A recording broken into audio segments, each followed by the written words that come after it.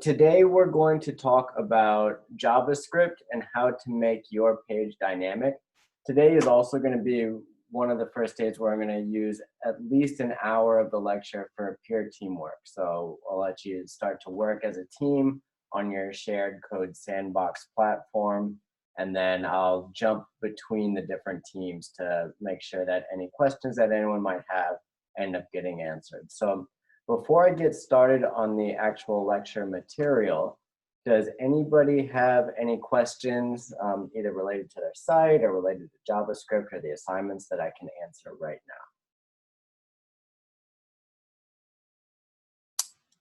now? No one? All right, and you all can hear me okay, right? Okay, sounds good. So I'll get started with the lecture material.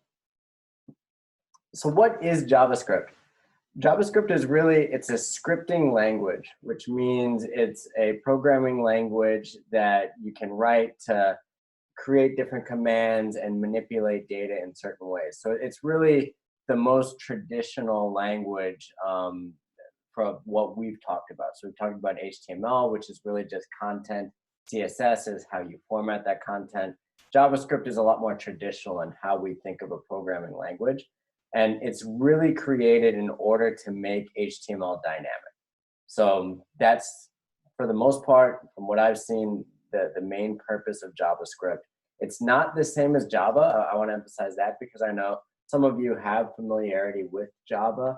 They're not in any way related. They're completely different. They just share the first 4 letters in their name. And the main purpose of JavaScript is to really run through the browser. So the user's browser with JavaScript becomes the compiler. And when we say compiler, we're talking about what actually reads through that code and then does whatever the code's telling it to do. So when JavaScript, when we see it in action, it's really, if I'm using Google Chrome, when I see JavaScript on a site, my browser is reading the code and then doing whatever that JavaScript code tells it to do.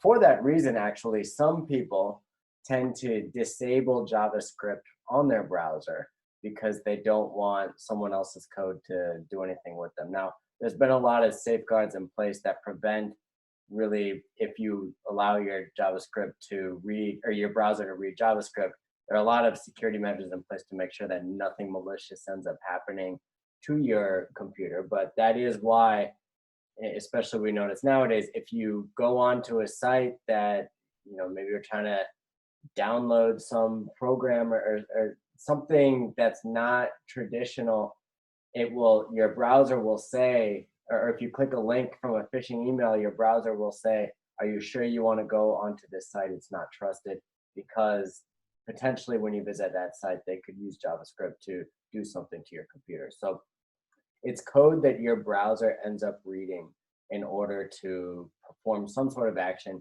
usually something in the form of making that website dynamic. And this is as opposed to backend languages. So JavaScript is in this weird limbo between front end and back end, where it isn't fully back end because it requires the browser to read it. It's nothing done on a server level. However, it does a lot of fancy things, if statements, it can store data, it can do a lot of things that your traditional front-end languages like HTML have no capability of doing.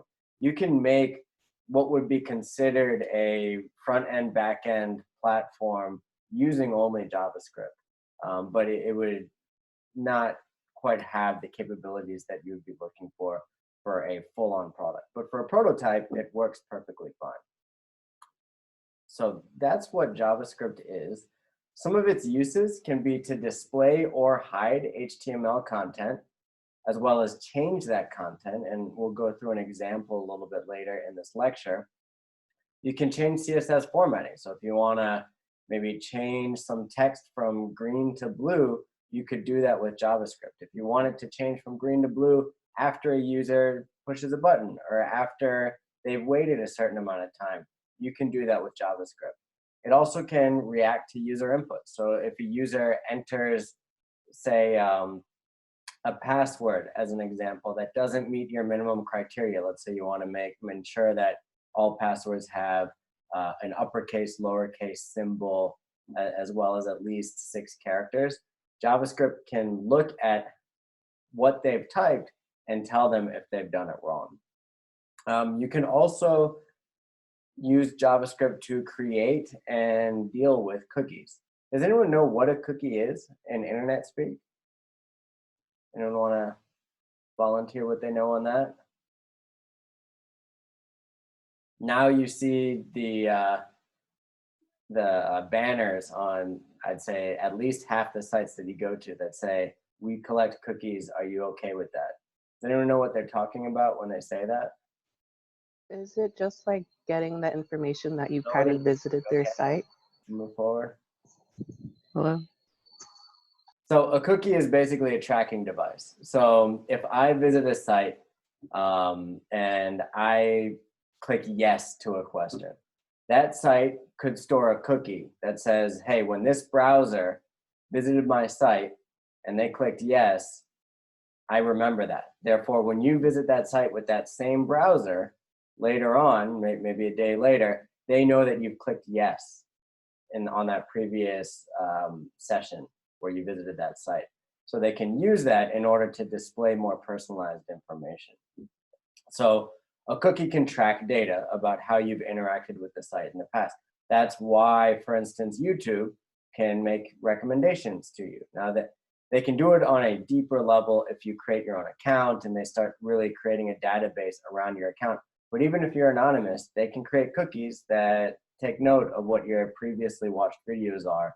That way, if you visit, even as an anonymous user, they know what to recommend to you. So that's essentially what a cookie is. It's just a small bite of data saying, hey, I know that this browser visited my site and did this thing. Therefore, I'm going to use that information to personalize data for them the next time around.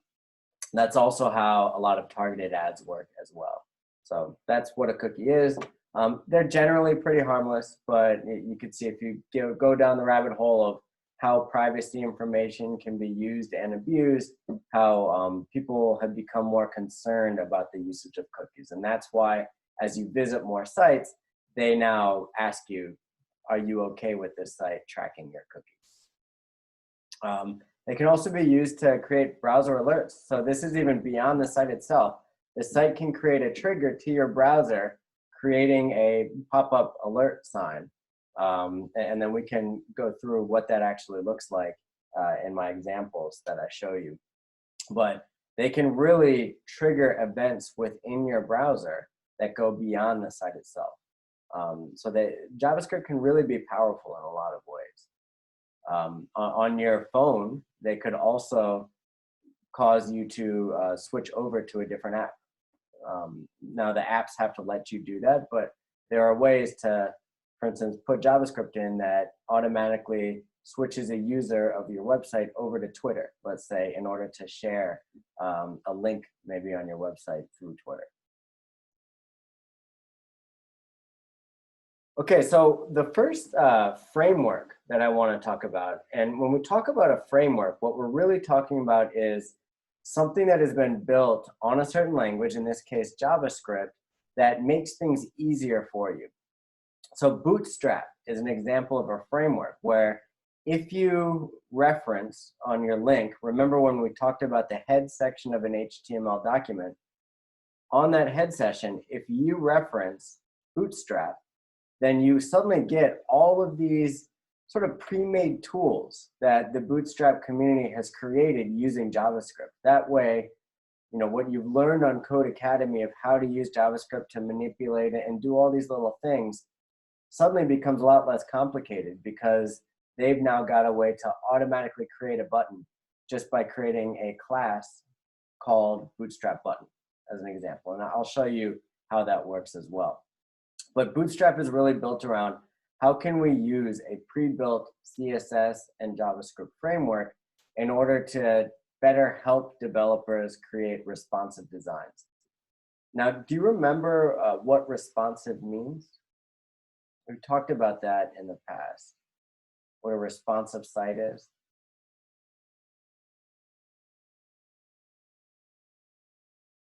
Anyone? Is it like when you hover your cursor over like a button, it'll like? Eric, are you talking? Oh, I think yeah. you're on mute. Oh. Or maybe I'm on mute. Hold on, let me. Can you hear me now? Can you hear me now? Hello? Okay, could you try again, Derek? Hello? Okay, I can hear you now. Okay, cool. I'm sorry. Has anyone been talking or volunteering information earlier in the class and I ignored them? No, I think you're good. Sorry, Samantha. But before I go to you, Derek, anything you wanted to add, Samantha, while I can actually hear you? Okay. No, I'm good.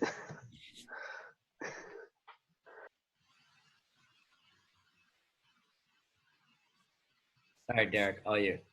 I was gonna say, is it kind of like when you hover your cursor over like a certain button and then it changes design or shape to respond to how you interact with the website, things like that? Or am I wrong? Halfway there. It is responding based on something, but rather than your hovering, it's responding to your screen size. So it's basically how you can build a site that responds to screen size, so that if someone's watching or going onto the site on a huge screen, it will reflect that and maybe will show more details than it otherwise would have. If someone's on your website on a tablet or even on their cell phone, then it will adjust the look of this site in order to fit that smaller screen. So that's what responsive is. And responsive can sometimes be a pain for a developer to build into a web app. So Bootstrap is a way for really making that easier for a lot of developers. And it's very easy to import. I'll show you all how to do it, and you're more than welcome to install Bootstrap as well as any other frameworks or libraries, which I'll, again, get to a little bit later in the lecture, in order to help you develop your site.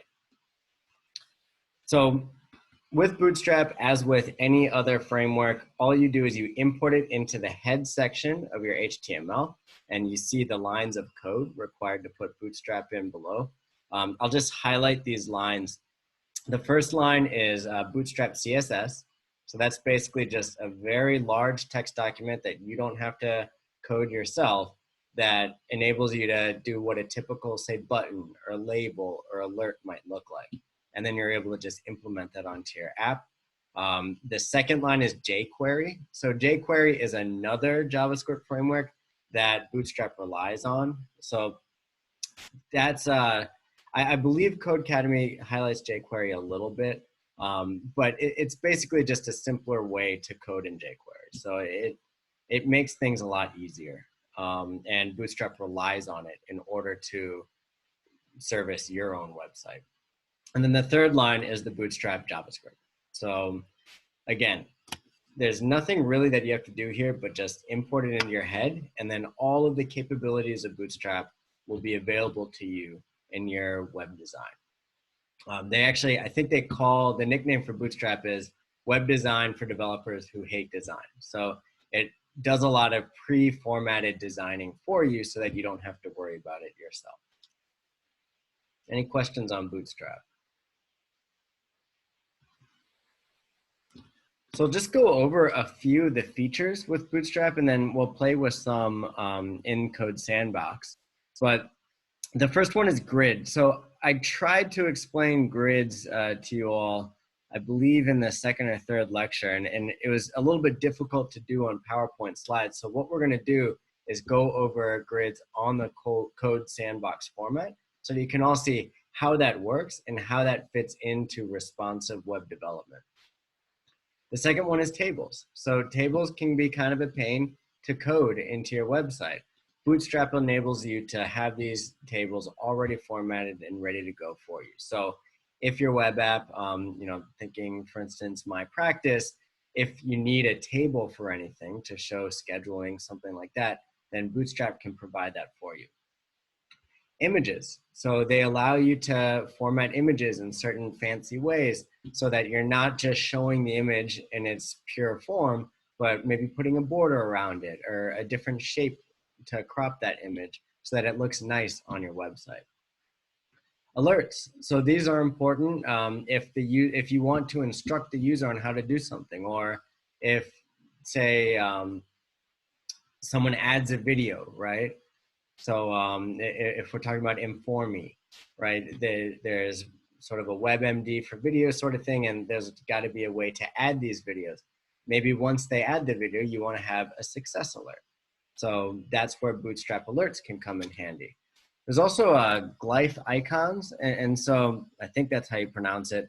But these are some of your more traditional icons that you see throughout all of the websites, right? So how to message someone, how to search for someone, that magnifying glass for search. Bootstrap provides all of these for you so that you don't have to design them yourself. So, you know, say for disconnect, right? Because it's a patient social network. If you want to chat with someone and you want that universal talk bubble chat icon, then you could find that within the glyph icons. Labels. So here's if something's maybe a little bit more complicated and you want to be able to explain on hover. So like Derek was talking about with responding to a hover, you can create labels where when you highlight over something that might be, you might think that the user is a little bit confused, more of a description will pop up to explain exactly what you're getting at. So for instance, My Health, right, where we're doing weight loss coaching, if maybe you've got some sort of activity or coaching feature that you don't think that the user will understand right away, you can have labels there that explain more in depth what it means. And then Carousel. So this is, you see this on most sites, especially retail type of sites, where they want to highlight their products, where you've got a bunch of images that cycle back and forth over time. Bootstrap provides a pre-built carousel, so you don't have to do all the coding of how to go from one picture to the next on your own. And then progress bars. So I think I've already seen some progress bars in the sites that you all have been creating. Bootstrap creates a way for you to format those progress bars in ways that you might find more interesting than what you're able to build without that framework. So beyond Bootstrap, there are even more JavaScript frameworks and libraries. I want to highlight them very quickly, but in the slides, I've created links so that if you would like to, you can explore them in further depth after the lecture. So the top 4 are really heavy-duty frameworks, and I would say that they're frameworks for creating single-page experiences, which have become far more popular over the last few years. Angular, React, and Vue, they all pretty much do the same thing, but slightly different use cases. I mentioned in a previous lecture that React is very popular for mobile development, and so they're really just ways to make JavaScript work better for certain applications. In the case of Angular and Vue, it's really that single page application. So if you look at Netflix, there's not really a lot of tabs, right? Netflix, it's got an infinite scroll sort of deal, and you can just load everything by clicking it. You know, you click a show that you want to watch, and it just expands within the same page. All of that is done through some of these advanced JavaScript frameworks. Now, we're not really going to have time in this class to learn more about them, but once you know JavaScript, it's much, much easier to understand how to use these frameworks. So you'll be in a very good position after this class if you want to say, become proficient in React so that you could do more mobile development. You'll be able to do that after this lecture because of the skills that you've gained in JavaScript. On the lower half, I've got a few what would be called more libraries. So the difference between framework and library, it's really confused a lot. And there's not like a really black and white line drawn between them. But you can think of a framework as maybe a whole nother way of developing, almost a whole nother language. Now, these are still JavaScript, so it's not actually a whole nother language, but they create a different way to talk within JavaScript. So you might think of it as maybe a dialect, like Spanish from Catalonia versus Spanish from Mexico City. So they're just different dialects that maybe serve slightly different purposes, slightly different cultures in web development. Now, libraries are really just, I liken that more to a certain vocational vocabulary, right? So all of us are in healthcare, and we've picked up a lot of words in healthcare that someone outside of healthcare doesn't really understand, right? Genome, proteome, all of that stuff, it's specialized towards understanding and developing within the healthcare industry. Now, I would look at the libraries on the bottom half of this slide as maybe vocabulary for different applications. So D3 is used a lot for data visualization. Parsley is used for form validation. So I know a lot of you have been working on your sign-up forms. If you want to build something in that makes sure that they enter their email or their password correctly, Parsley might be the way to go on that. AOS means animate on scroll. So you all might have seen some of these more advanced sites now where you scroll down on the page and it basically creates an animation that helps you understand what their mission is and how they can be useful to you. That's a library that helps you do that using the JavaScript language. Slick is a more, I guess, advanced way of doing carousels. I mentioned that Bootstrap has carousels. They're very simple. Slick is a more in-depth way to automate some of your carouseling. Any questions about what a framework is, what a library is, or how they might differ, or how these might be useful for your particular prototypes? Okay, we'll move forward. So now I want to show you a little bit about how to actually create some of the features that we've been talking about. So I'm going to go on to Code Sandbox, and then I'll share my screen with you. And we'll start to build an actual application. And we're going to start with a navbar.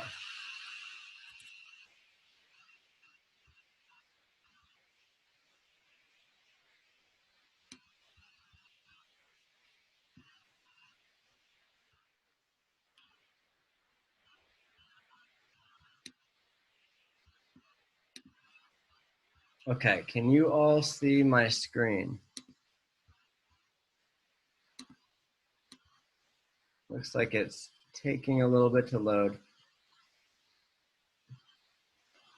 My biggest fear is that it might overload, but so far it looks like we're okay. Okay, so the first thing that I'm going to do is go into the HTML document. Now you remember this head section, right? This is how we specify certain things that we want to link to, as well as other sorts of meta items.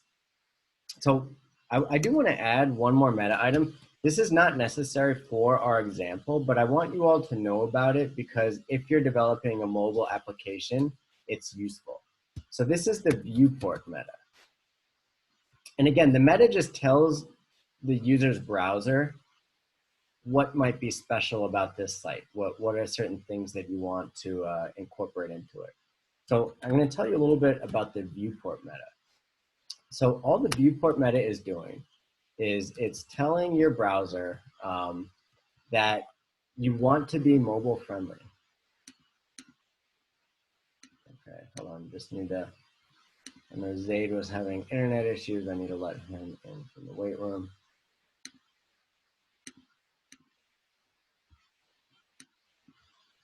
Okay. So back to this.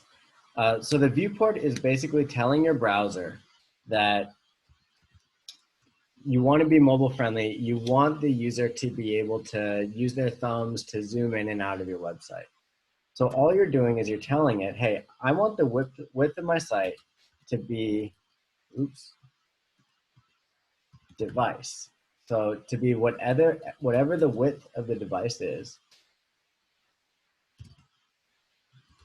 And then I want the initial scale to be 1. So this is, it's a very, I guess, templated thing to put on your site. You don't really need to know too much about, you know, what each item means within this line, but it's basically telling the user's browser, hey, if they're on a phone, I want you to set the width of my site to be the width of their phone. You know, sometimes you might have been on a website on your phone that hasn't been optimized in this way, You have to scroll not only up, down, but also to the right and the left. This basically prevents that from happening. And then you're also setting the initial scale at 1. So basically you want it to be zoomed to 100%.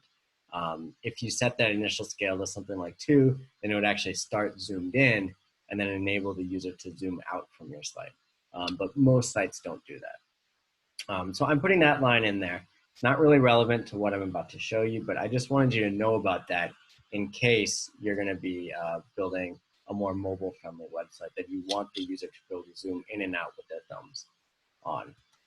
Okay, so the first important thing for this is I need to link to Bootstrap. So I'm going to do a link, and then rel, which is basically, what is it? It's a style sheet. And so a style sheet is essentially a CSS document.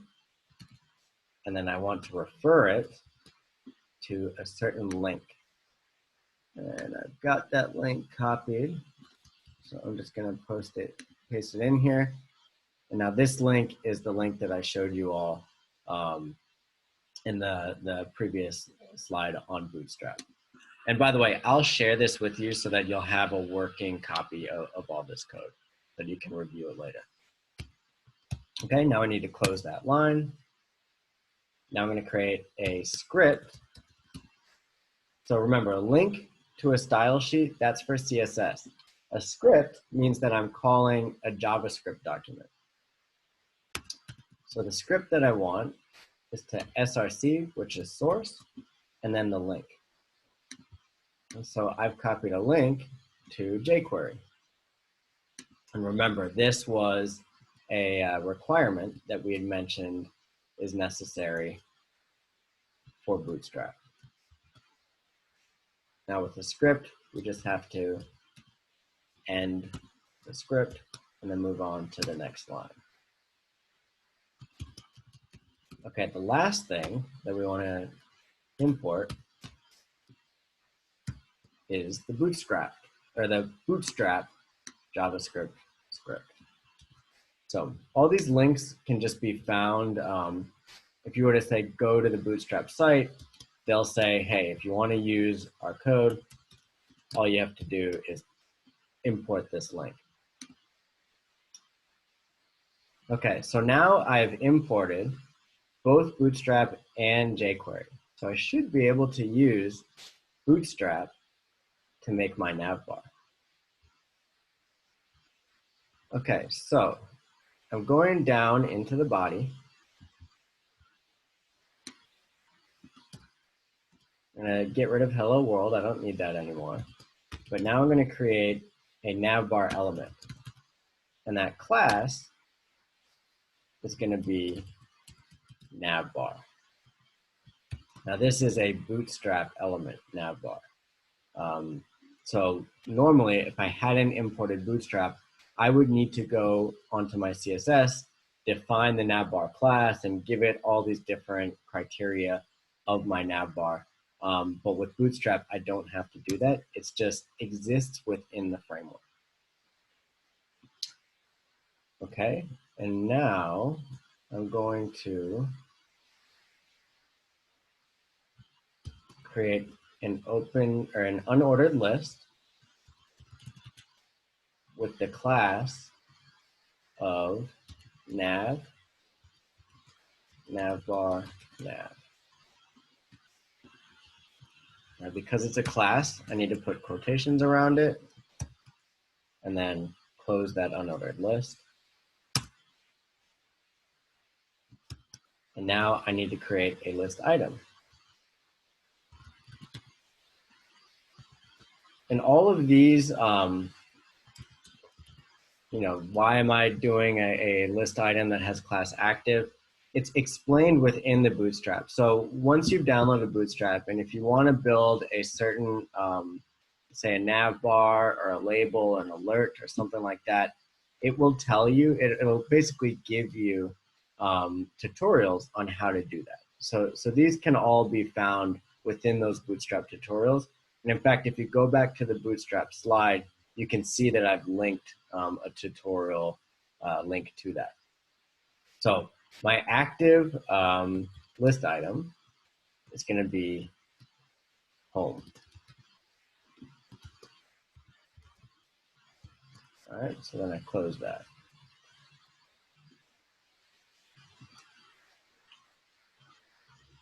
Now, let's create another list item. Actually, this one does not need a class. We're going to call this About Us.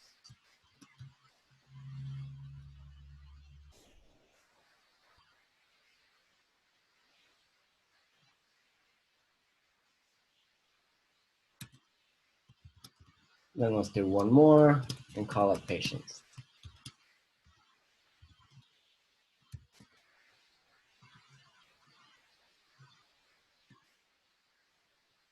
And then we'll close the unordered list.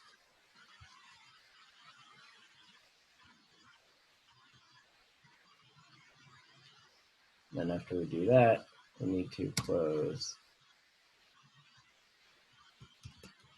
the nav.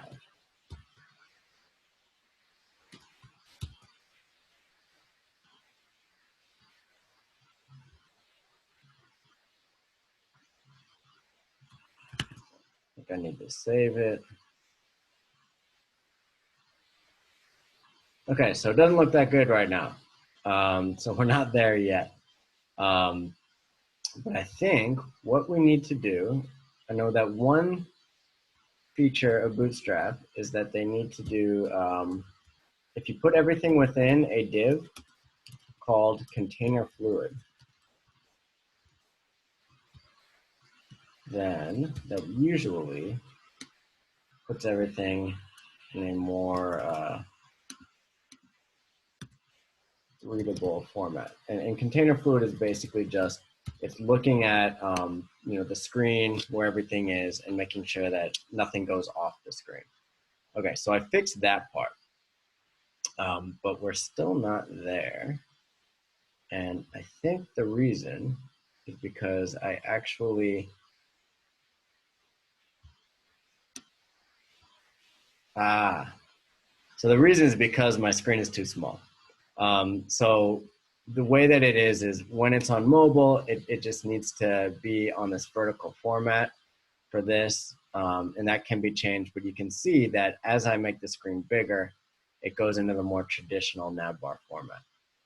But let's put some more classes around this in order to make it look nicer.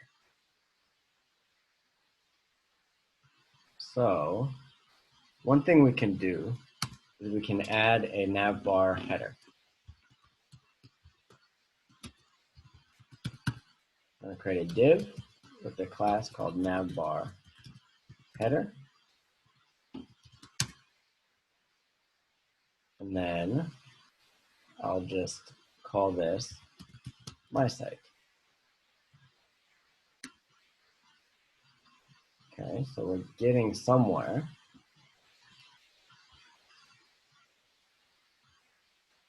And then what I can do is go to my styles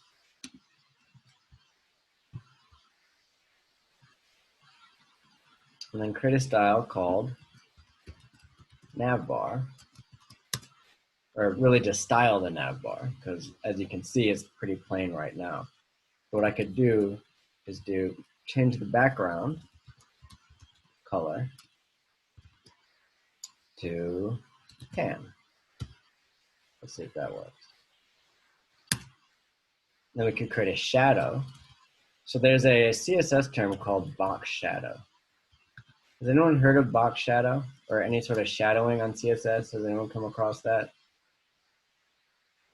It's kind of a way to make the formatting look a little bit nicer, particularly useful with the nav bar. So a box shadow has, I think it's 4 different criteria. So the first is the offsets. So why don't we give, this is the horizontal offset. So how much is my shadow going to be to the right of my, my element? Let's go 2 pixels. Now, how much is it going to be below? So the vertical offset. Let's go a little bit more, 4 pixels. Then there's blur, which is how far, you can see that the shadow now is very stark. If I want it to be blurred to look a little bit more like an actual shadow, I add some pixels on the third criteria of blur. You can see now it's got a little bit of a blur going. And then the last is called the spread. So if I think that this should go even further, then I might add 10 pixels. If I think that's way too much, I can actually go negative. I could do something like -5 pixels. And it's just a little bit more subtle. So this creates that effect of looking like the nav bar is over the site, which you'll actually notice exists in a lot of sites, even though it's very subtle, so it doesn't really stand out to you. But that's what box shadow does. So now that I've done that, my nav bar looks a little bit more fancy. Okay, so let's go back to the nav bar though. One cool thing about Navbar is you can actually create, with the Bootstrap Navbar, you can create drop-downs. And drop-downs, I think, can be very useful for a lot of what you all are doing because you've got different patient categories, disease categories, things like that. So why don't we create another list item called providers? And so this providers list item actually needs to have a class. And that class we're going to call dropdown. Oops, not down drop. Dropdown. And this, again, is a Bootstrap built-in feature that enables us to show what a provider, what the categories of providers might be. And now we can create a span with another Bootstrap feature called a caret.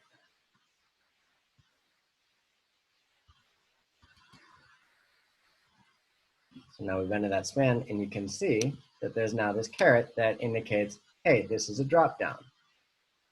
Okay? So after we've done that, we can create another unordered list within here. So we've already created this unordered list for our home, about us, patients, providers. Now within providers, we can create a brand new unordered list, and we give it the class drop-down menu. And then we just create lists within that. So maybe I want cardiologists.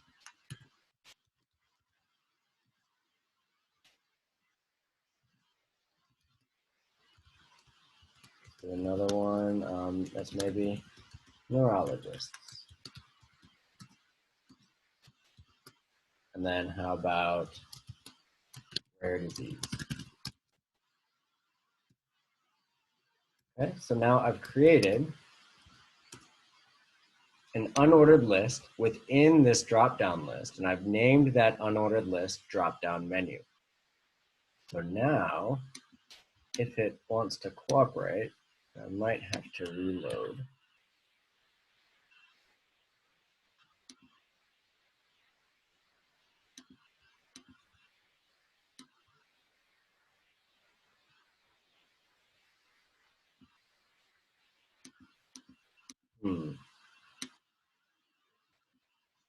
And this is the beauty of coding, is that a lot doesn't work out at first. So let's think about what might be wrong.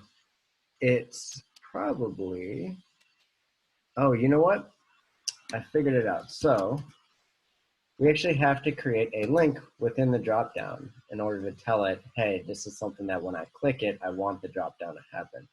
And we give this the class dropdown toggle. And then data toggle dropdown. Okay, so that should, I think, fix the problem. I have to cross our fingers though.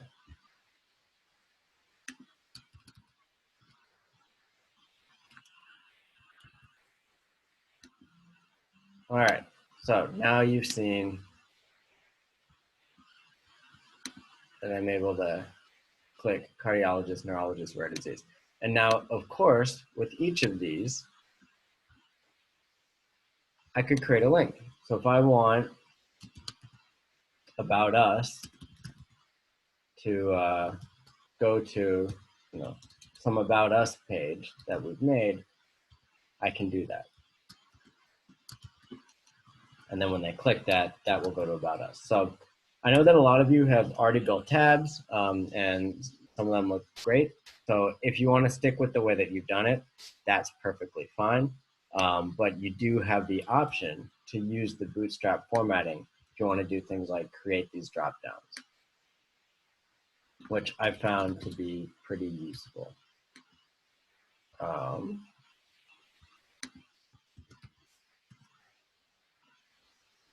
So that's that. Any question about Bootstrap Navbar? I know it's a lot. What I would say is that you don't have to really memorize any of this because there's very thorough documentation. All you need to know is that it's possible, and there's a lot of cool things that you can do using the Bootstrap interface.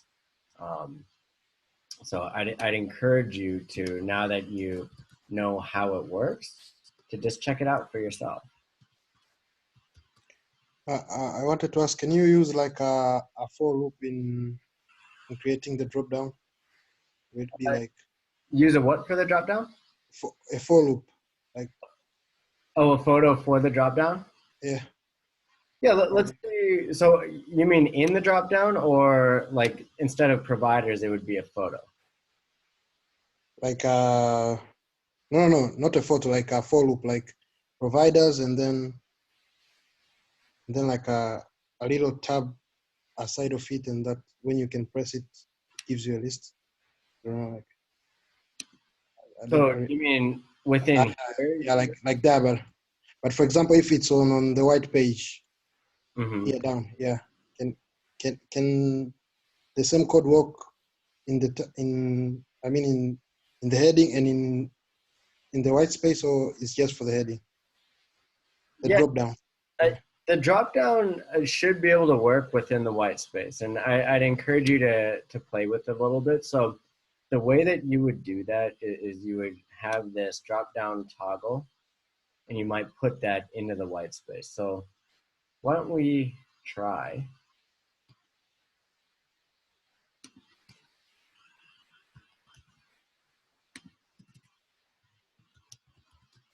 So let's just create this new section down here.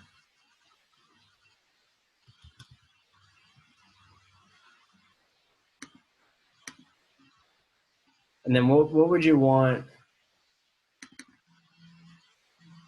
Safuni, as an example, what would you want this to do? Like, what should it say, and what do you want to come out when you click it? For the case of providers, I think maybe you can change the word be insurance, maybe insurance. Mm-hmm. Okay, so why don't we click insurance, and then all we have to do, I'm just going to copy this for simplicity.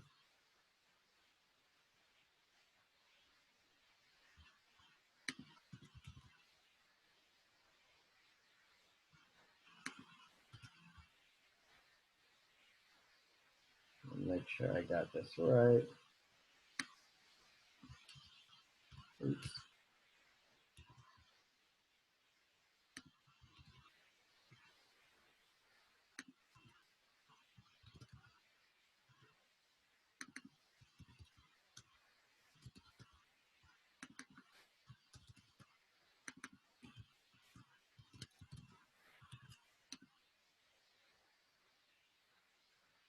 Okay, let's see if that worked. Yeah, so here, even within the white space, we're able to create our own thing for insurance, and that is HMO, PPO, or other, right? And I believe that this could look however we want it to look, right? So as an example, why don't we try that? So instead of insurance, we're going to actually put an image here. So let's try img.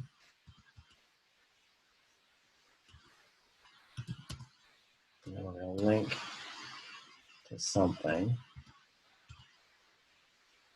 Okay, so I'm just going to find an image very quickly of insurance.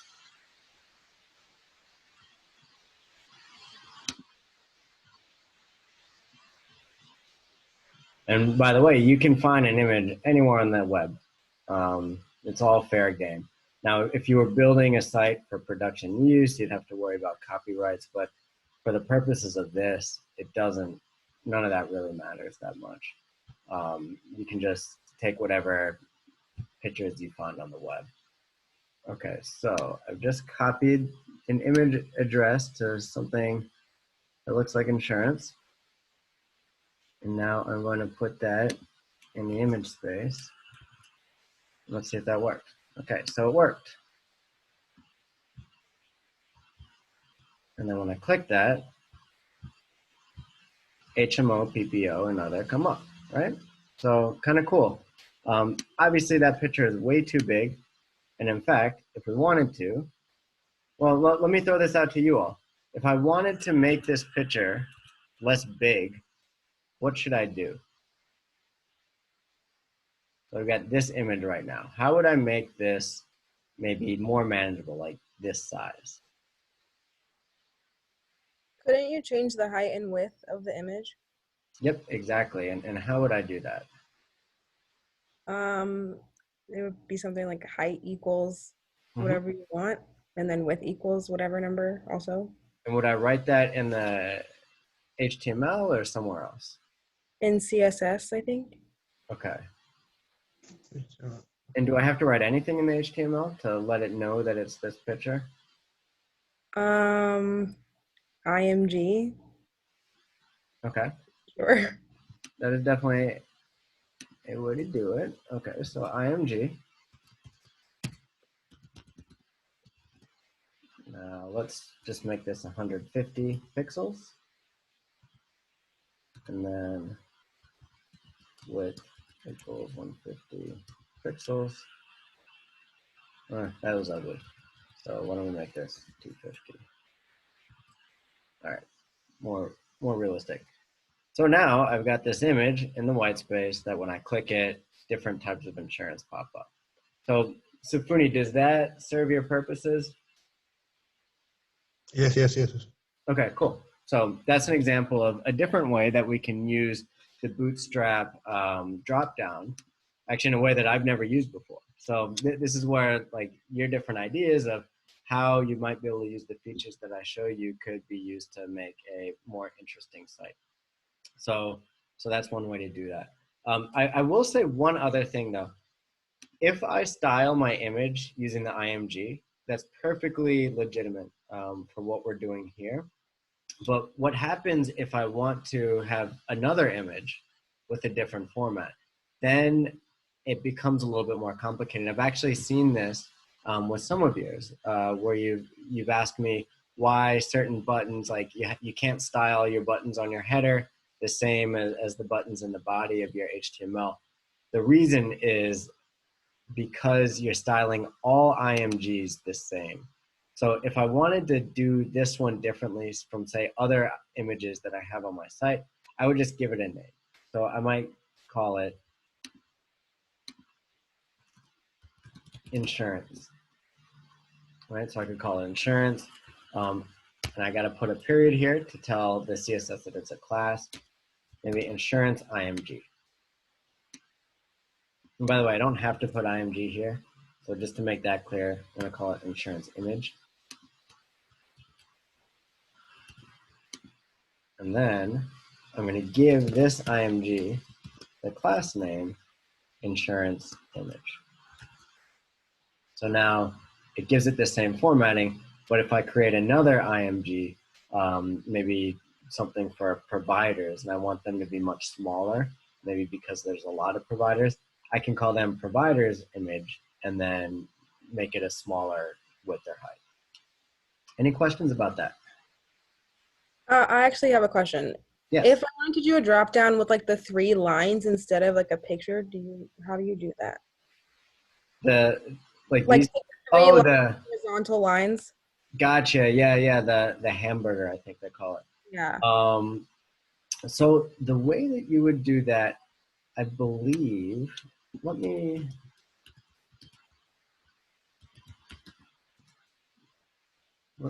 just Google it.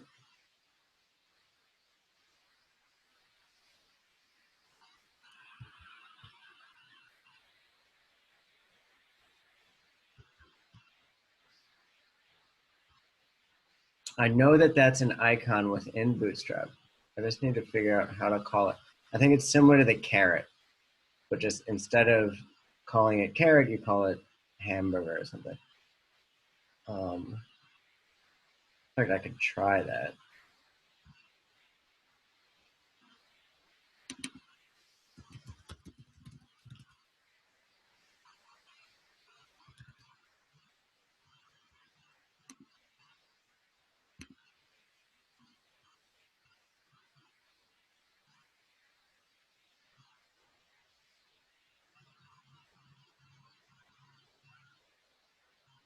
Okay, so that did not work. However, I can get back to you on that. I'd encourage you to look into the Bootstrap glyph icons and see if you can find it yourself. But if not, I'll make sure that I get back to you on the hamburger icon and how to get that in. Any other questions?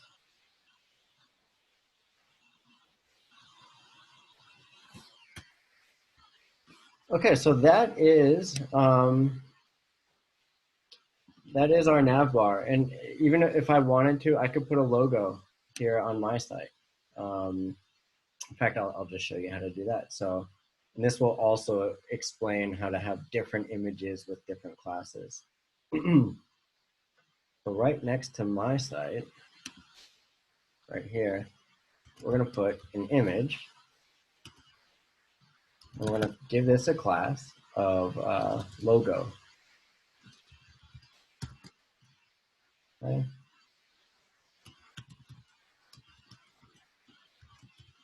And now I need to find a source. So I'm just going to steal someone else's logo from the internet and then put it there. And what do you know? There's actually logos called my site.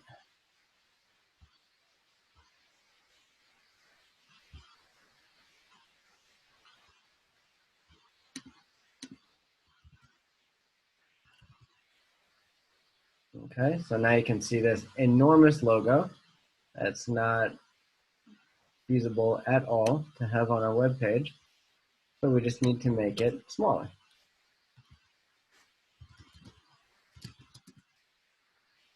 So why don't we give this a height of not very much at all. Let's just say 60 pixels. In fact, even that was way too big. So let's cut that in half. Okay. And now, because this logo already says my site in there, I'm just going to take this text out because I don't need that. All right. So now I've got a logo in my header. And there's ways, I mean, if I want to put these all on the same line, I can do that as well. But Bootstrap just gives us this basic capability to build a nav bar. And in fact, I'll just show you one more neat trick where with just typing one thing, I can make that nav bar sticky so that it stays on the top of my web page. So if I call it right here on the navbar class, if I call it navbar fixed top,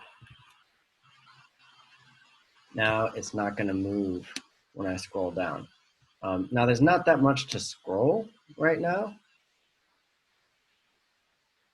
but I could maybe just copy this a few times and then suddenly I'm going to have a much bigger website.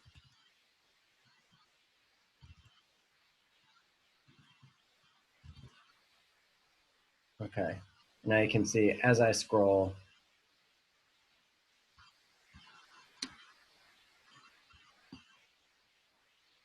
the nav bar stays on the top.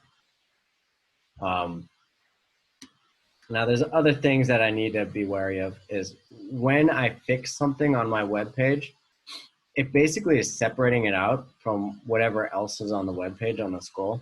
That's why when I did that, suddenly these images, the insurance images, moved up underneath it. So what I'd have to do is really make sure that the insurance images in the body stay a certain amount of space beneath the nav bar. So I'll just show you really quickly how to do that. I basically have to create a wrapper here. So this div that's holding all of my insurance images, I'm gonna give it a class, and I'm gonna just call it, you know, something like insurance container. I have to put this in quotes because it's a class.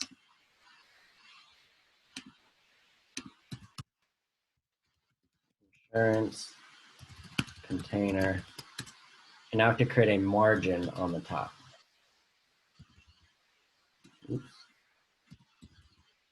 Has anyone used the margin property in CSS yet?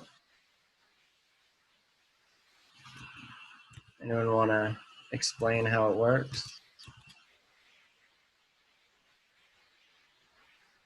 Okay, so margin is basically how much space I want to leave around my whatever my element is. So I've got my insurance container. I want to leave this much space on the top so that there's no overlap with my nav bar. And I'll just put in comments here. You specify your dimensions on all different sides. So it goes top, right, bottom, left. Okay, so on my top, I want to actually leave a lot of space. So 200 px. On the right, I don't really care. On my bottom, I don't really care. And then on my left, I can see that these little bullet points are right at the edge. I think that looks ugly, so maybe I just put 12 pixels between it there. Turns out that 200 wasn't even enough, so we'll go 250.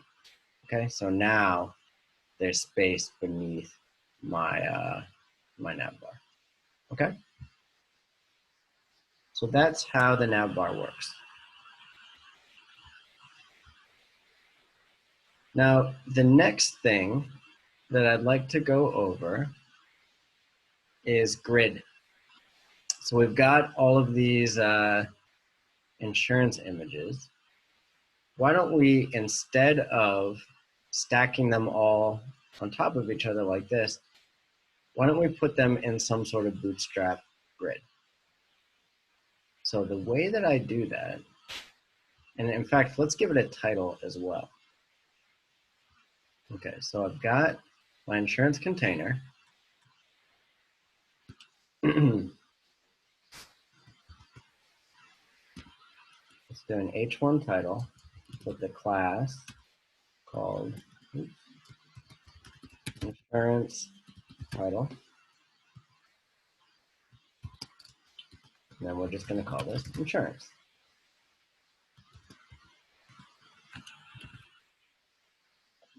Cool. So this was, I guess, the basic text. Let's say because insurance deals with money, we want to make that green.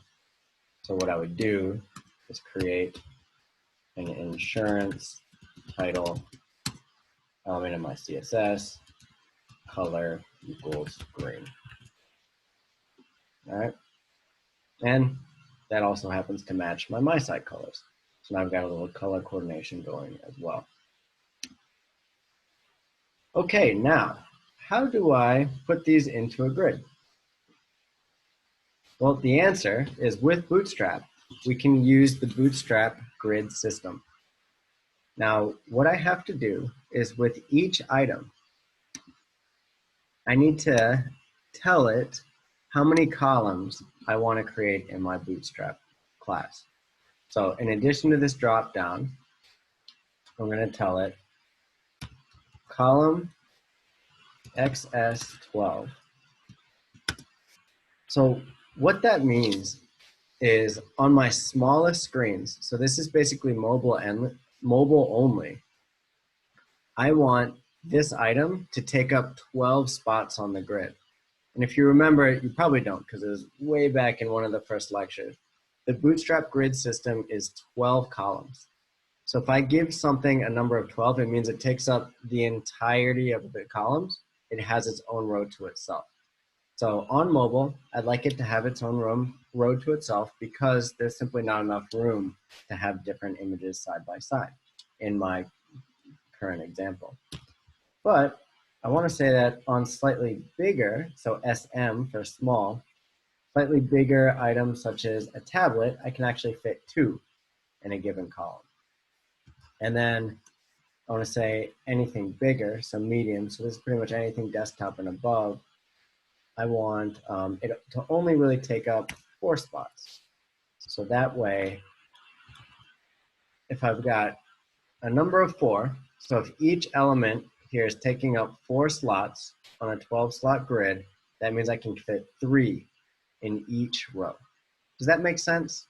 Kind of an abstract concept. It'll make a little bit more sense once I actually implement. So I'm going to put the same criteria on each of my insurance elements.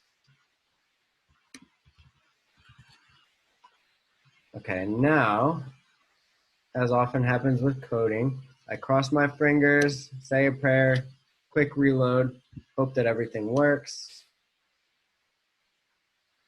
and voila. So here's my medium screen. You can see that because on my medium, I have them taking up 6 slots on my Bootstrap grid of 12. I can fit 2 on either side. Now my screen is actually too small to show what it would look like on a bigger screen. But here, if I bring it out, you can see that it's 3, okay? And that's because in my coding example, I said on larger screens, they take up 4 slots, so 4 times 3 equals 12. Does that make sense? It's all just, it deals with factors of 12. I don't know why they picked 12, probably some design principle that they wanted to work off of. But this enables you to put things next to each other, but then also say, hey, if I'm working on a phone, I actually can't fit 3 of these next to each other, so then just go to 1 on each row. But on bigger screens, I want them to all show up on this grid format. So this is really, I know it sounds a little bit weird, but once you get used to it, it becomes really intuitive.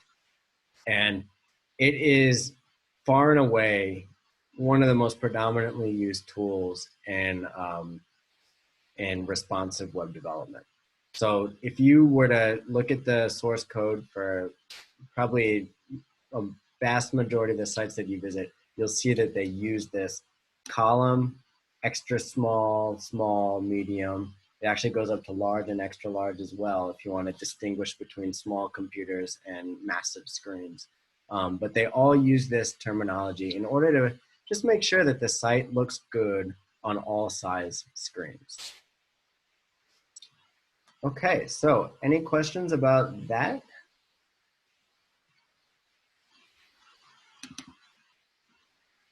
I want to see if, bear with me 1 second.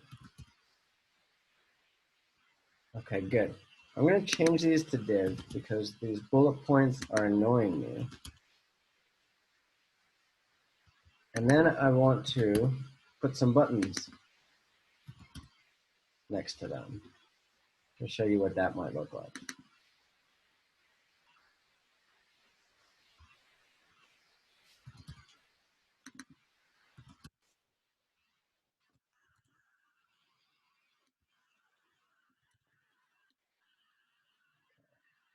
Just neating this up a little bit.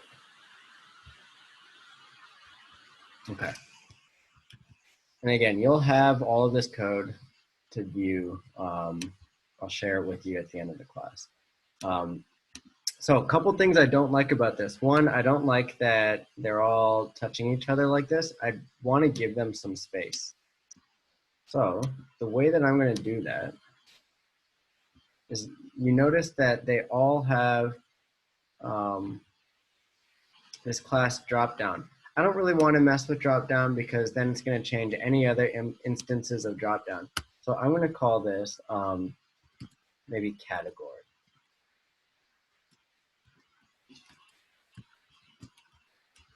Okay, so I'm going to add this category class to all of my insurance images.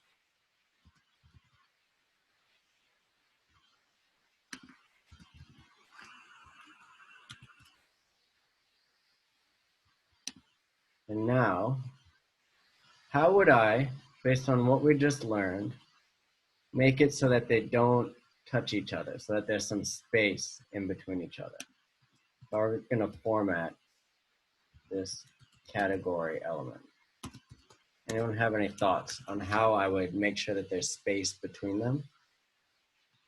What feature I would use?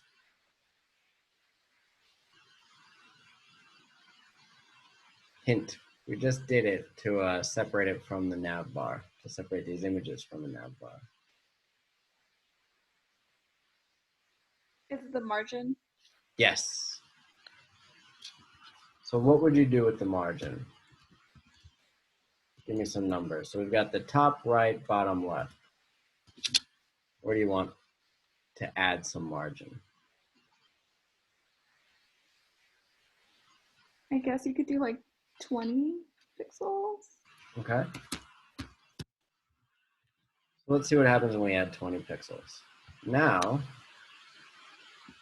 we've got 20 pixels separating each. And actually, because I only put one number, this is just kind of a funky way that, that CSS ends up working with margin. If I put 4 numbers in, it's going to treat those as the first one is top, second one is right, third one is bottom, second one is left. If I only put one number, and it's 20 pixels on all sides. Now, let's say that I only put 2 numbers, 20 and then 0. Then that's going to be 20 for the top bottom, and then 0 for the left right. So it's just kind of a nomenclature that you end up getting used to. But that ends up making it so that I've got 0 margin on the left and right, 20 on the top and bottom. I can also do something like auto, which basically says I don't care. And then if you've got something, let's say in the insurance container, I believe this would work. If I put text align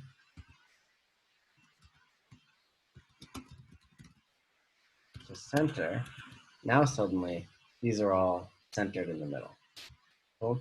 And the reason that worked is because insurance container is the parent element to each of these. Anyone remember what a parent element is from their Code Academy lessons?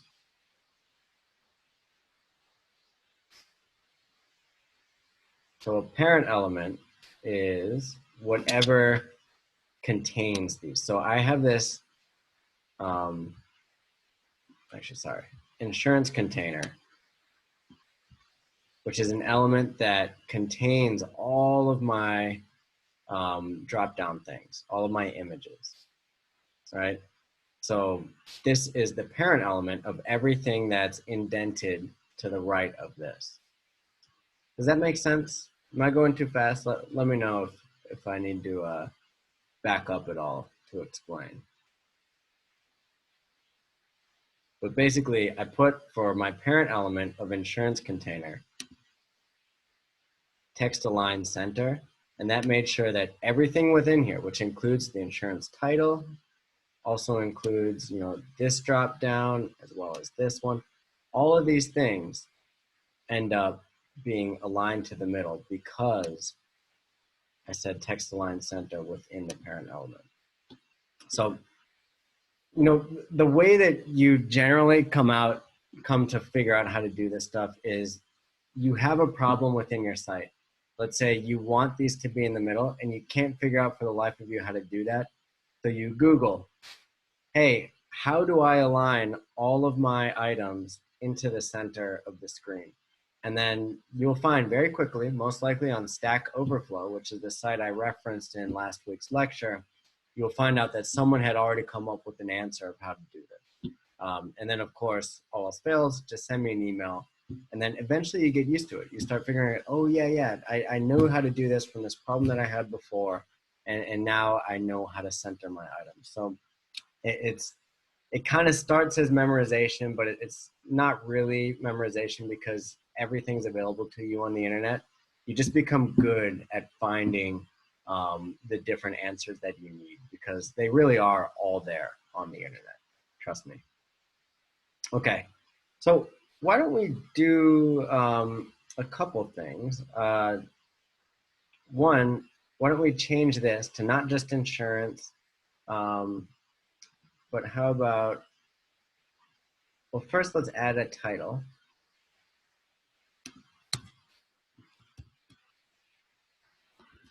Let's make this an H2 title with the class category title.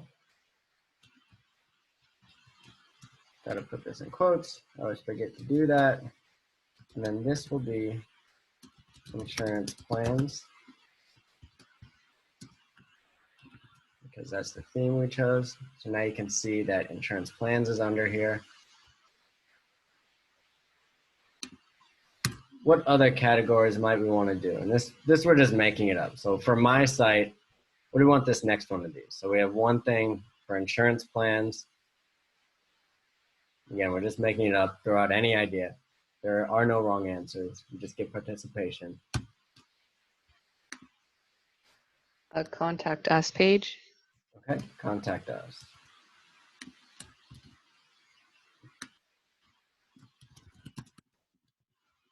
Okay, what should we call our next one? What about a search page? A what page? Search. Search, okay. And then one last one. A help page? Help. All right, let's do that.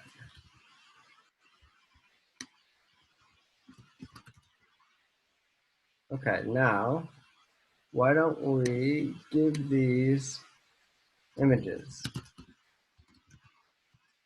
So again, I'm just gonna steal some images from Google.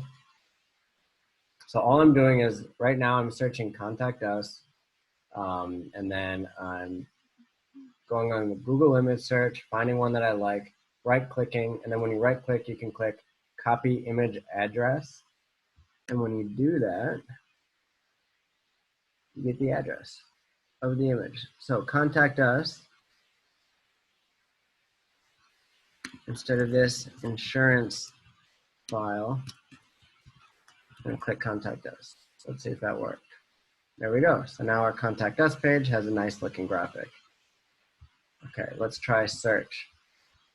In fact, let me bring this down so I can show you what I'm doing. Okay. I'm just searching on Google Images. This one looks nice.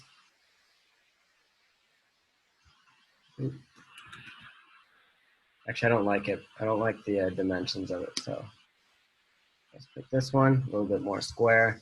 I'm right-clicking, copy image address. It's important that you click the image address and not the link address. The link address is just the web page address. The image address is actually to the file, right? So it links you to, if I were to open the image in new tab, this, which is just straight up the picture, which is what you want to use in any image reference. Actually, Will, sorry to interrupt, but I had a quick question about that. So Absolutely. if you were to use an image that is actually saved to your computer but isn't from URL or any kind of web reference, how would you go about doing that exactly? Because that's kind of the predicament that I'm finding myself in right now. It's a good question. I'm going to let someone from, I think it was Disconnect, answer that question because I believe they did that. Wait, sorry, can you repeat the question? Yeah, I'm sorry. Can you repeat it? So basically what we're trying to do is use an image that's actually from a desktop. It's not from any kind of a web reference. We actually made the image and then one of us has it downloaded to the desktop. So how would you actually go about referencing that image as opposed to something from like a URL? Yeah, so basically you have to find a host site to put the image, and that's why you get the link from it, and then you put that on your actual HTML, and then it'll always show up as your document. Okay, so like use a hosting website like Weebly, Wix, that kind of thing. Yeah, I used Imgur or whatever, something like that, and then I just put the photos there. Okay, Yeah, so gotcha. there's a lot of platforms out there that allow you to upload images to the web. So you just use that, and then they'll be able to give you whatever that link is that they've now created for your image. And I believe they use that to upload their logo. Okay, all right, thanks a million. Okay, let's see, so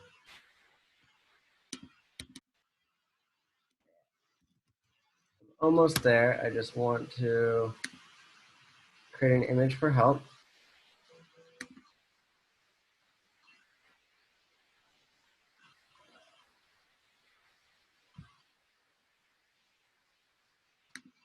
Okay. I had a quick question. Yeah, absolutely.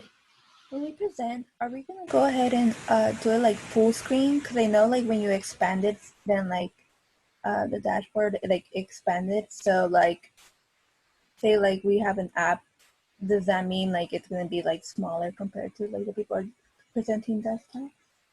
Yeah, so if you have an app that is mobile first, I'd prefer that you present it as mobile. Okay. So that's a good question. All really you have to do is just make the screen, I guess, like this big, right? Or whatever you feel is the best size for your app. And that's perfectly fine. Okay, perfect. Thank you. Good question. Okay, so now I've got different images for search, help, contact us, and insurance plans. Why don't I make this into a button, right? So insurance plan, I want to make it into a button, and I want to use the Bootstrap buttons in order to do that. So the way that I do that is actually Bootstrap already has a kind of pre-created button for that. So I use the BTN for insurance plan. Now, if you look here, this is actually a button. Now, their BTN plain is not that cool. So I'm going to do something like BTN primary. And now it actually looks a little bit more like a button. And you can see that when I highlight over it with my mouse, it darkens like a button normally would.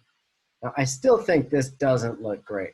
So I want to create another thing called BTN categories, right? And I just made this up, BTN categories, because each of these images is called a category. Now I want to sort of organize the way that I word this. So BTN categories. Now for one, I think the text is too big. So font size,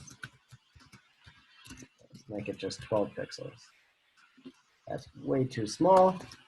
How about 20? Yeah, that looks about right. Now I think it's way too wide. So I'm going to make the width, let's go with 200 pixels. All right, that's nice. Now I don't like that the button has these sharp edges. So I'm going to do something called border radius. I'm going to give it 6 pixels. And so that makes it a little bit more rounded. Now the other thing is I think that it's too tight on the top and the bottom. I'm going to give it padding.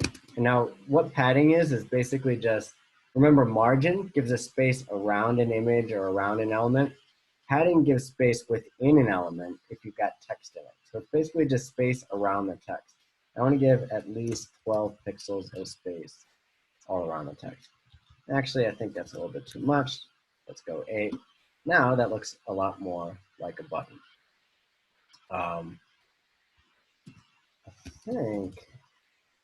I'm hoping that if I do margin auto, it centers it. Yes. So I did margin auto so that I said I don't want it to go to the left or the right. I just want it to default to whatever the parent element says. Remember, we made the insurance container text align center. So you can see that text align works for more than just text, also works for images in this case, and buttons. But I don't like that it's up against this image, so I'm going to give it 12 pixels of space on the top and bottom, and then auto on the left and right. Does that make sense? Now I've got a button that's neatly placed beneath my image. Any questions on how that works?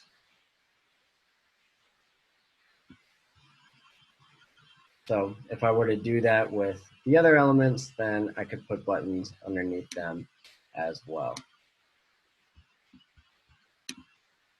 And now, because I've already done the formatting, I can actually do that with ease. So I'm just going to copy this button primary and button categories.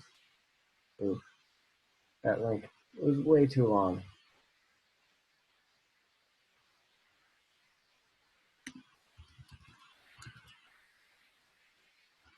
Okay, so now my contact us and my insurance plan buttons are formatted. All right. I'm not going to do the others because now you kind of see how it works. But when I click this button, nothing happens, right? That's no good. So why don't we do some JavaScript to show what it might look like if I clicked Contact Us. Now, I'm not going to create a form because that's going to take a little bit too long in class, and I think you all, as I've seen, already know how to create forms. So you would just apply that to this case. But what I'm going to do is just, for simplicity's sake, I'll change this image into text with the information to contact us on. So the way I'm going to do that, I wish this link wasn't so big, but we are where we are. So I'm going to, first of all, create the text.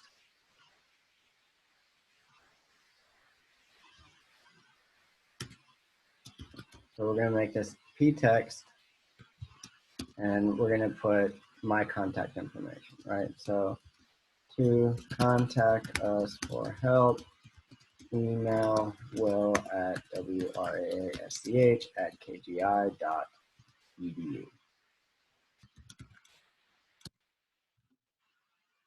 Okay, there, so that showed up there.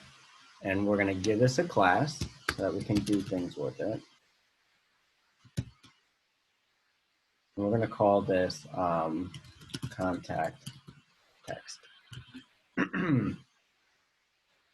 Now, in order for JavaScript to do something cool when I click this button, I need to give this either a class or an ID. Usually with JavaScript, we give it IDs, and the only difference between a class and ID is that an ID needs to be unique. So the reason why a lot of people use IDs in JavaScript is because normally in this case, if I want to do something with this text, I only want it to be from this button. If I wanted it to be from multiple buttons or multiple elements, I would give it a class to trigger the JavaScript. But in this case, because I just know that this needs to be distinct, then I'm going to give it an ID. So I'm going to call this contact us trigger. All right, and we'll see what we end up doing with this in the JavaScript.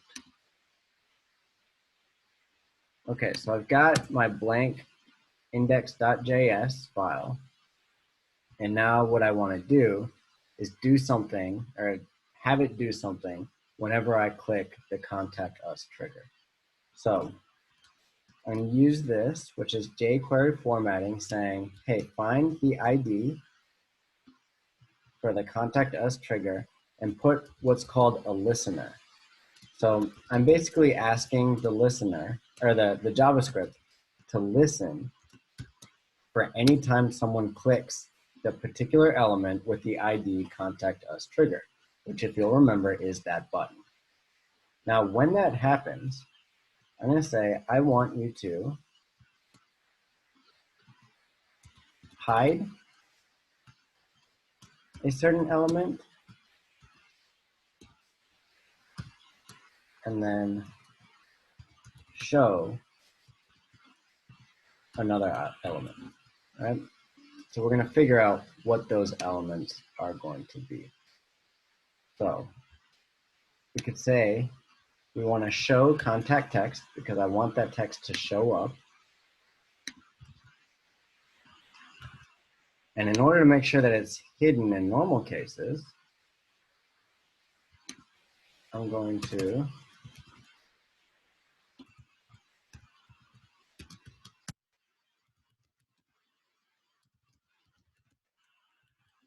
make sure that when anyone has display equals none, it basically says, hey, I want whatever this class is to be hidden in normal circumstances. So in this case, now, okay, well, I've got this syntax error. Let me just fix that.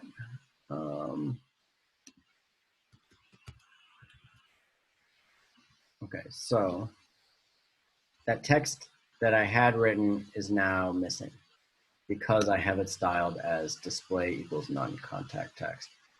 But I want it to show up whenever I click that trigger. So let's see what happens when I click that trigger. Okay, it didn't work yet.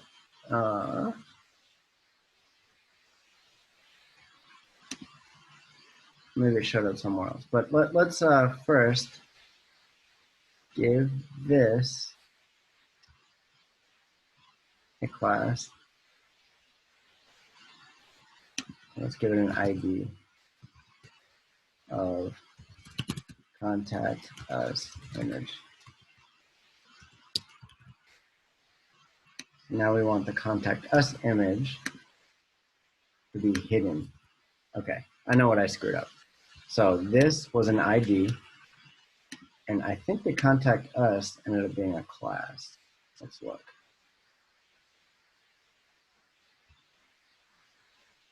Contact text, yes, that's a class. So when I'm calling anything in JavaScript, I need the ID to be a hash, and a class is a period. It's just the way that I'm telling the JavaScript, hey, look for a class with the name contact text, or here, look for an ID with the name contact us image. Again, it's just a nomenclature thing. It doesn't matter. If I want to make both of these IDs, or if I wanted to make both of them classes, I could. The only way you're going to get in trouble is if you have one ID on multiple elements. An ID has to be unique. So that's the only thing that you need to make sure you do properly. So now, when I click this, it should hide this image and show the text.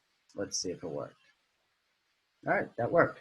So I clicked the button, image went away, text showed up. Now, I didn't like that it jumped like that, so I'm actually going to give the text a height that's the same as the image. Well, I don't know that I ever gave. Oh, yeah.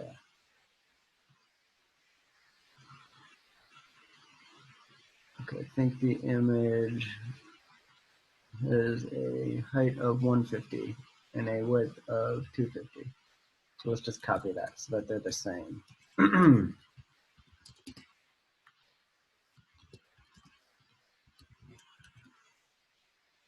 All right, let's see what happens when we do it now.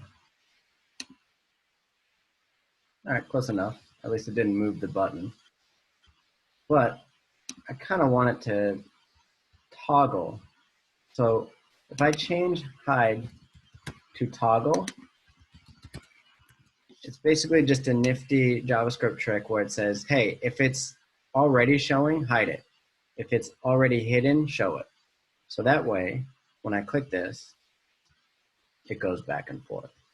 So there's things I might want to do, you know, if I had more time on this in order to make the formatting better, put this text in the middle, make it bigger, maybe have it linked to something. But I think from this example, you can get a basic idea of how JavaScript can be used to make your page dynamic. Does anyone have any questions about that? I know it's a lot of new concepts. I know you've been learning JavaScript through the Codecademy, but it's still a lot of info.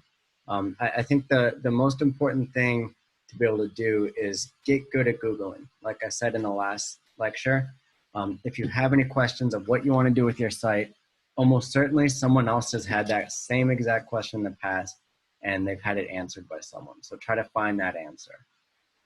They definitely exist online, particularly within that Stack Overflow forum. Okay, so now I can do nifty things with my buttons. Any questions?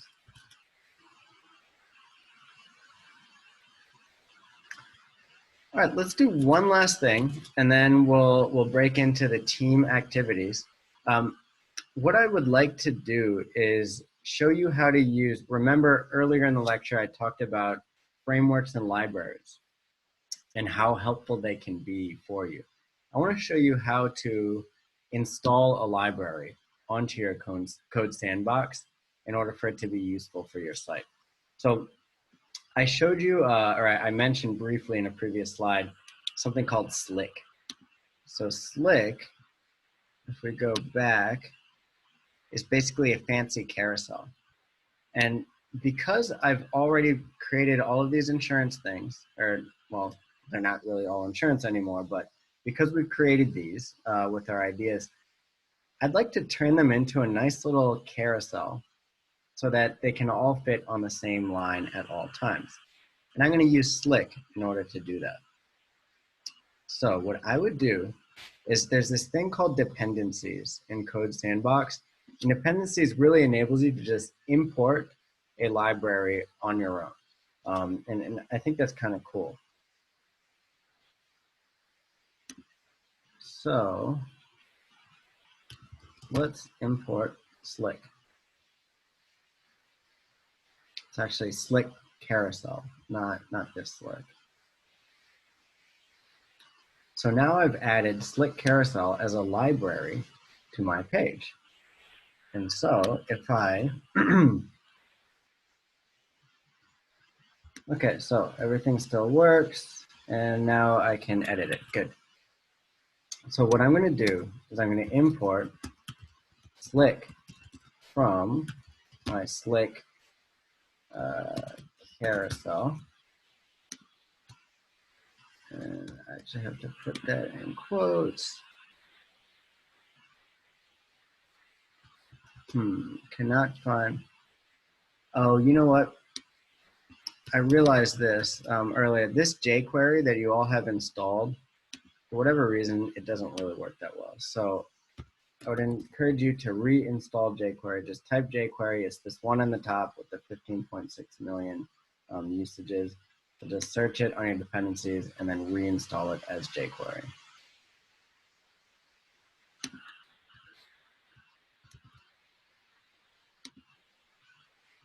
Okay, so now it works.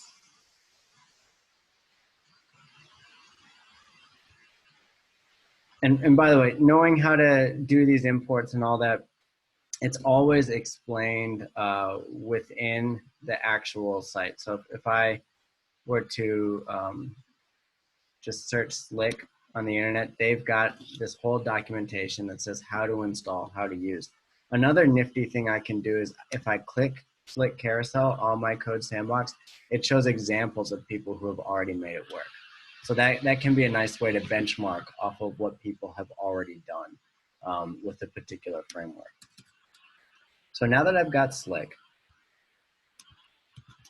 I'm going to first go back to HTML. And the way these Slick carousels work is that I need to put them in a certain wrapper. So I've got this insurance container, but I don't want this title to be within my Slick carousel. So I'm going to create a new one, div And I'm going to give it the class name Carousel. Simple enough. And now everything should be within that div. Of course, this is enormous. I just need to make sure I close the div. So now I've got a parent div element to all of these, all of these images, and I've called it carousel. So now to make Slick work on the carousel, again, I'm going to use jQuery formatting to ask for the class with the name carousel. Oops, I need to put it in quotes. And then I'm going to call Slick to act on it. All right. Well, actually, I closed out that helper, but that looks like it might be something worth showing you all. Oh, okay, that's not really helpful. So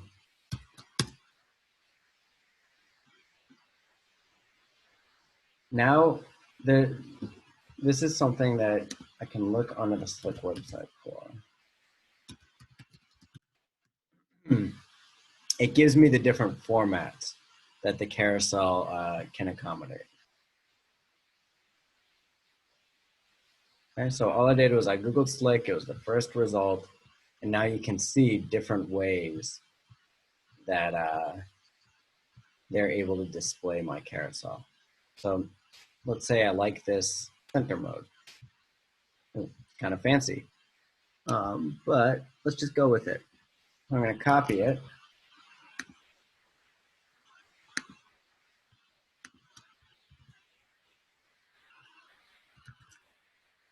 Now I have hopefully transformed it.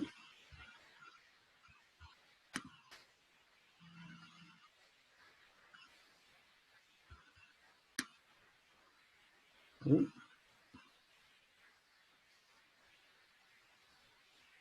Cannot read property add of null. Okay, so Slick is struggling a little bit. Oh, you know what I didn't do? Is with some of these frameworks, I also have to add more CSS.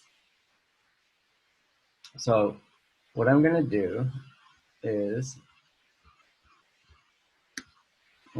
find the Slick CSS, and I'm going to put them up in the header. So I've already got a link to my style CSS. Slick's got its own stuff, just like Bootstrap had its own stuff.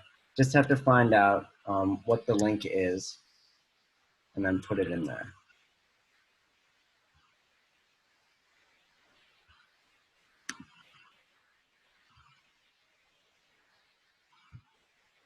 And now it worked. Okay, so, and if you all have, the CSS, I think, is probably the more difficult part with a new framework to figure out. So if you all are having any trouble with it, please don't hesitate to email me or ask me any questions. And this is loading very slowly, but I did see that it worked. You can see here, it's now this carousel. It's super messy, and this is just something you gotta have to troubleshoot through. In fact, I probably shouldn't have picked that one. So I'm gonna take away all this responsive stuff.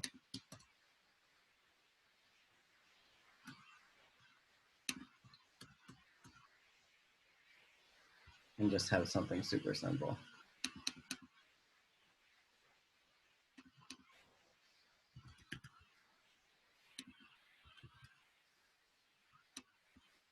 Ugh, that's ugly too. Let's go back to Slick.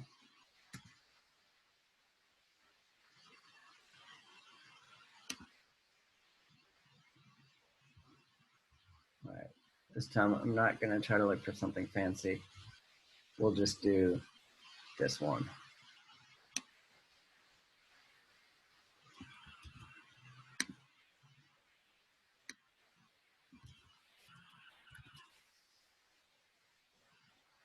Okay, much better. Okay, so you can see that this is a carousel.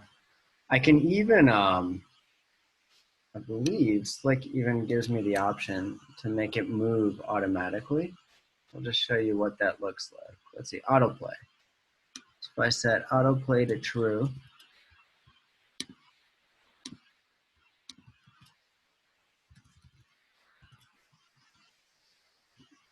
now we give it time. Okay, you can see I'm not doing this. It's just automatically moving every 2 seconds. So kind of cool. This is obviously something we just whipped up in 20 minutes. So it's very basic and could be done a lot more neatly and fancier. But this is an example of how you can import a different JavaScript framework and make that work for your site. So hopefully some of you all are a little bit inspired by some of the tools that I've shown you through here and will want to implement this onto your site. If you do, I'll just share the link with you. In fact, I'll put it, copy sandbox link. I'm going to put this in the chat so that you all can write it down.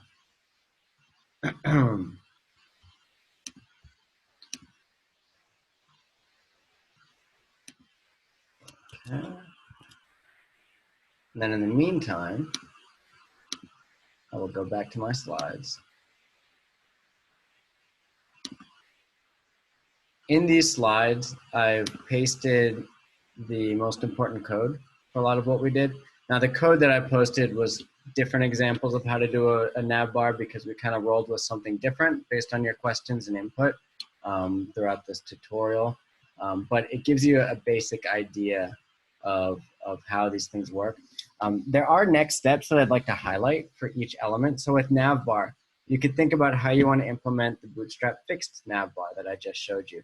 There's also something called Bootstrap Collapsible Navbar, which can be very handy with mobile, where maybe you just have, like Nia was talking about, a hamburger icon with the 3 horizontal lines, and when you click that, the menu or the navigation tabs show up, but otherwise they stay hidden.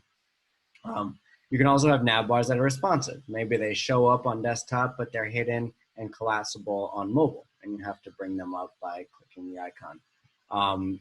Putting logos in your navbar, as well as search bars into your navbar. These are all things that Bootstrap enables.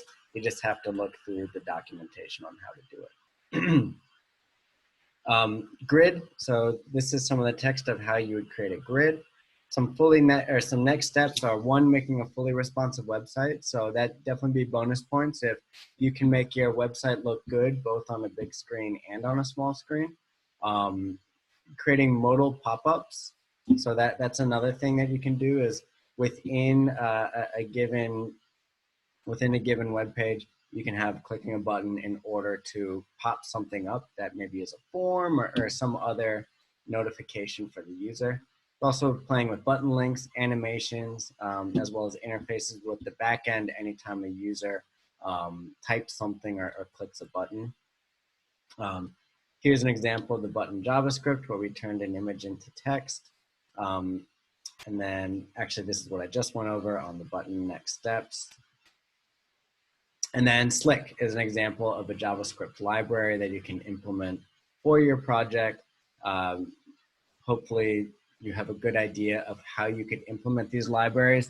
Code Sandbox actually makes it relatively easy compared to how you would do it without some sort of engine like Code Sandbox to help you out.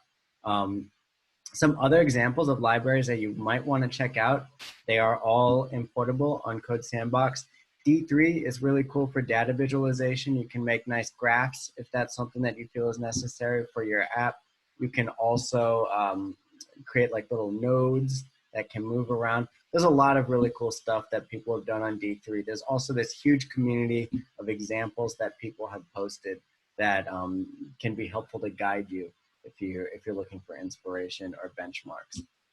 Parsley.js is a JavaScript library for form validation. So if you're interested in guiding the user and making sure that they enter information into the form accurately, then Parsley.js might be the framework for you.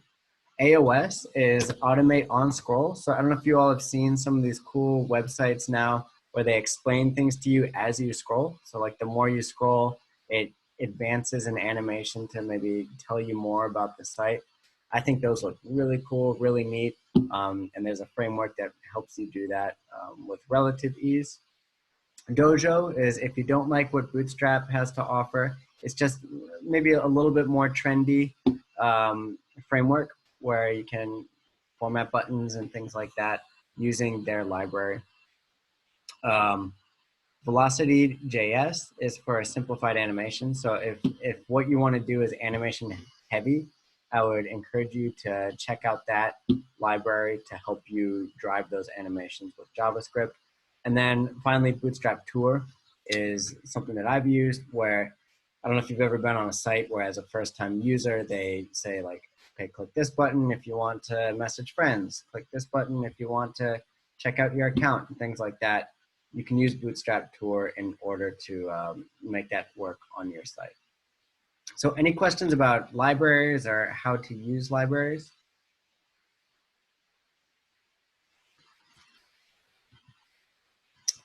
All right, cool. So why don't we take a break, but I want to split the break again. And before we go on the break, I want to put you all into your rooms. Oh no. I tried to create breakout rooms, but unfortunately, I don't think it worked. So I might just have to send you all on break while I create the breakout room capability. Let me just check one thing. It'll only take 1 minute. If I can't figure it out within a minute, I'll just send you all on break while I set that up.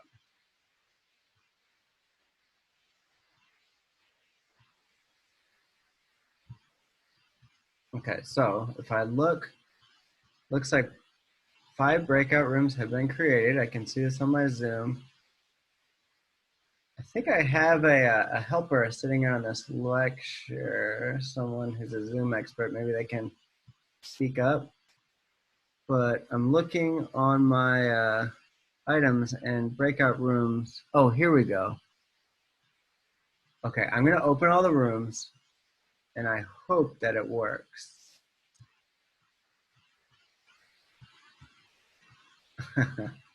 Okay, it kind of worked. The rooms exist, but I still have to assign you all individually. So I'm going to assign you all to your rooms, and then I'd like you all to start your stand-up meetings. Let's begin with disconnect and inform me.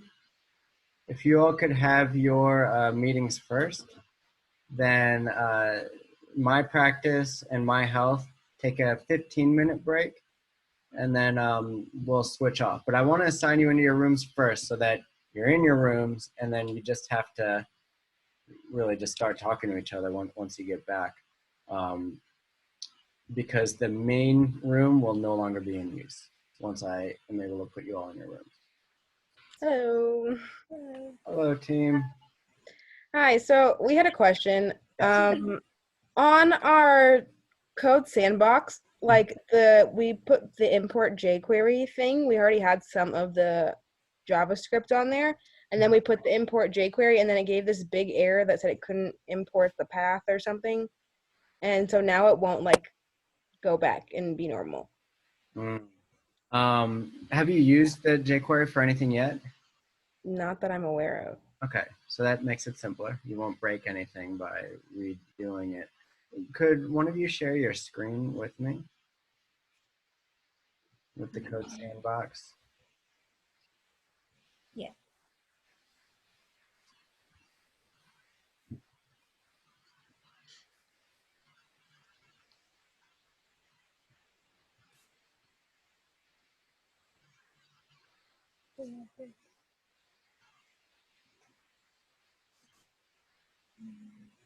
Okay, so import X from jQuery.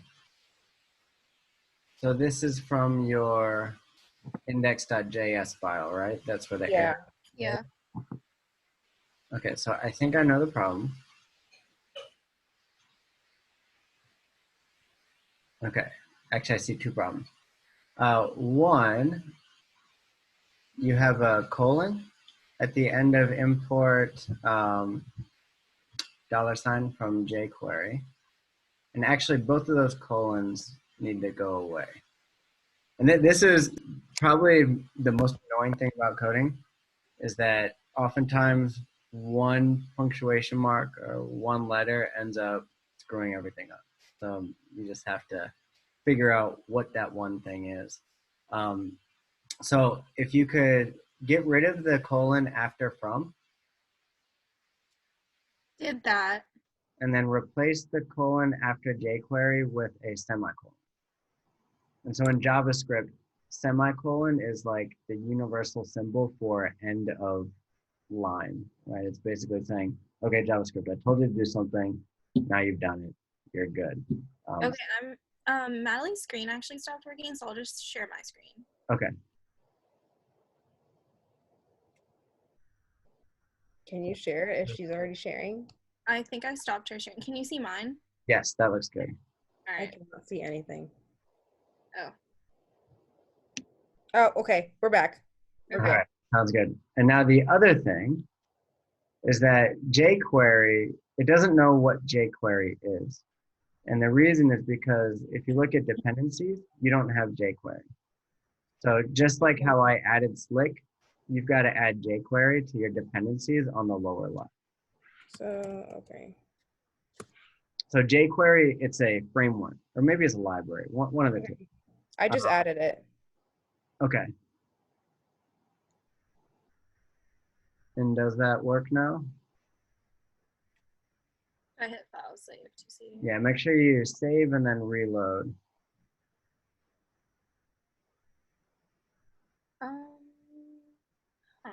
No. Okay. Can you go down to the dependencies? Let's see what dependencies you've got on the lower left of the sidebar on the left. Here? Oh, wait, sorry, here. Yeah. Okay, so where did you add jQuery? 'Cause I just did it on my screen. I don't know why it won't come up there. Try refreshing the whole page.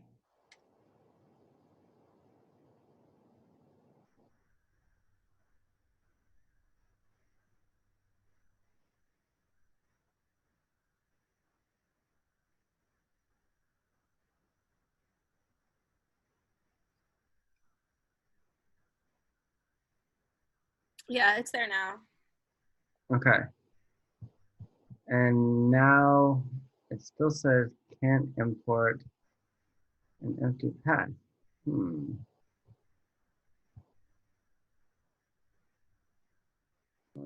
me look at what worked on my example.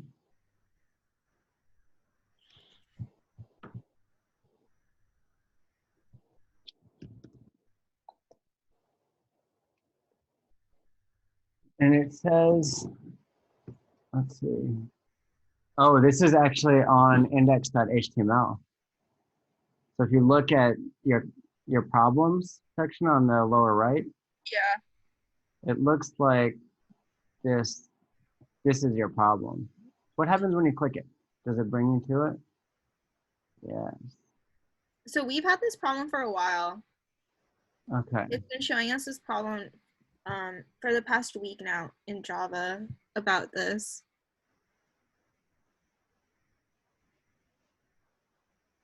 Cannot import an empty path. So this is probably somewhere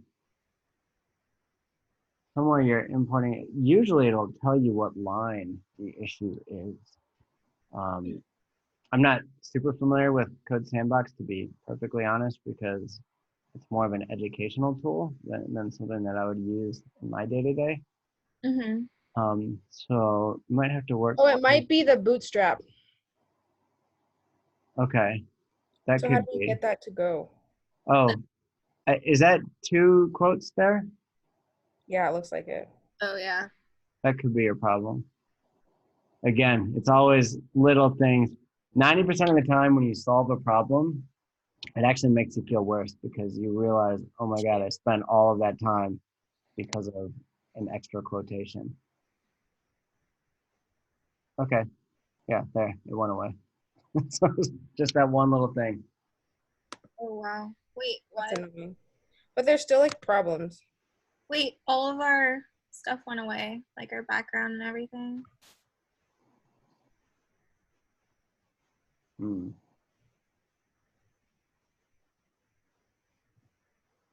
Hmm. There you go. Why is it doing it to our homepage though? Why is it going in and out like that? Like our theme is completely gone from our homepage, Yeah. but our questionnaires and stuff are fine. Oh, it's only from the homepage? Yeah. Do you have to, maybe you have to save it. I'm seeing that your homepage is unsaved. Wait, it is? If it's got that circle, that dot next to it, it means it's unsaved. No. Okay, so that didn't help. Closer. Oh wait, it made it worse. Shoot.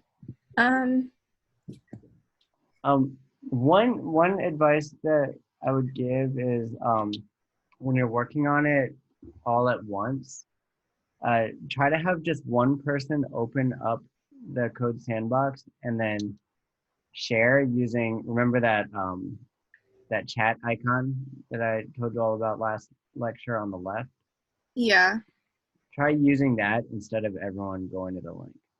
Oh. I know it's like one more step, but I think it could potentially make it smoother. So I'd encourage you all to kind of sign out of it, except for, you know, either Nia or Samita, and then share the link for chatting with the others. Then it might be a little bit more reliable, because I know that you've already had a few issues with, like, Nia had imported something but didn't show up on Samita's screen. So that can be an issue if you don't do it through the sort of live teamwork chat feature. And then I'm gonna see if I can get Natalie back on. Do you think it's an issue with our CSS because we added like the bootstrap and stuff? Something went wrong. It's possible. I'd encourage you to just take like a line by line look through it, just to check it out. But I can also, is this an issue for a while or just right? No, it just happened. It was perfectly fine. Okay. And then when we did the jQuery and stuff, then it got ruined, right, Nia? Yeah. But is there some other method that's supposed to be used to import the Bootstrap, or is it just that like href thing? You might be able to do it. I mean, that's the way that I've always done on my sites, but Code Sandbox might be a little bit more elegant. You might be able to use dependencies if possible. I'd encourage you though first to that import with the href, just take it out and then see if it fixes it. If it fixes it, then you know that that's your problem. If it doesn't fix it, then you know that your problem is something else. This line right here. Yeah. Okay. Right, I need to go join Inform use breakout room. I do that. Monica, while you were gone, we were just kind of talking about, we were doing our little scrub meeting, talking about what we have done up to this point and what we think we need to focus on next. So Zaid is going to see if he can figure out the drop down like menu and stuff like that so we can have a header. And Sam is going to work on pulling in some like stuff for the login page to do that, make sure it's like the validation. Yeah, that's the word. And then also the video links, if you can send those to her, she'll get those uploaded and maybe see if she can do a scroll thing with that if it works. And then I'm gonna try and I started the profile and I kind of want your opinion on what exactly you want on the profile page and stuff. But I'm gonna try and link it to the video, because I made a saved videos and your recently viewed doctors and things like that. So I'm gonna see if I can find a way through JavaScript to link it to if you've clicked on this, it goes into this file, Mhm. and then you'd be able to see those. Like it saves kind of like a history of your Yeah. past activity. Okay. Mhm. Yeah, sure. Let me go on Code Sandbox and Okay. see the And then profile page.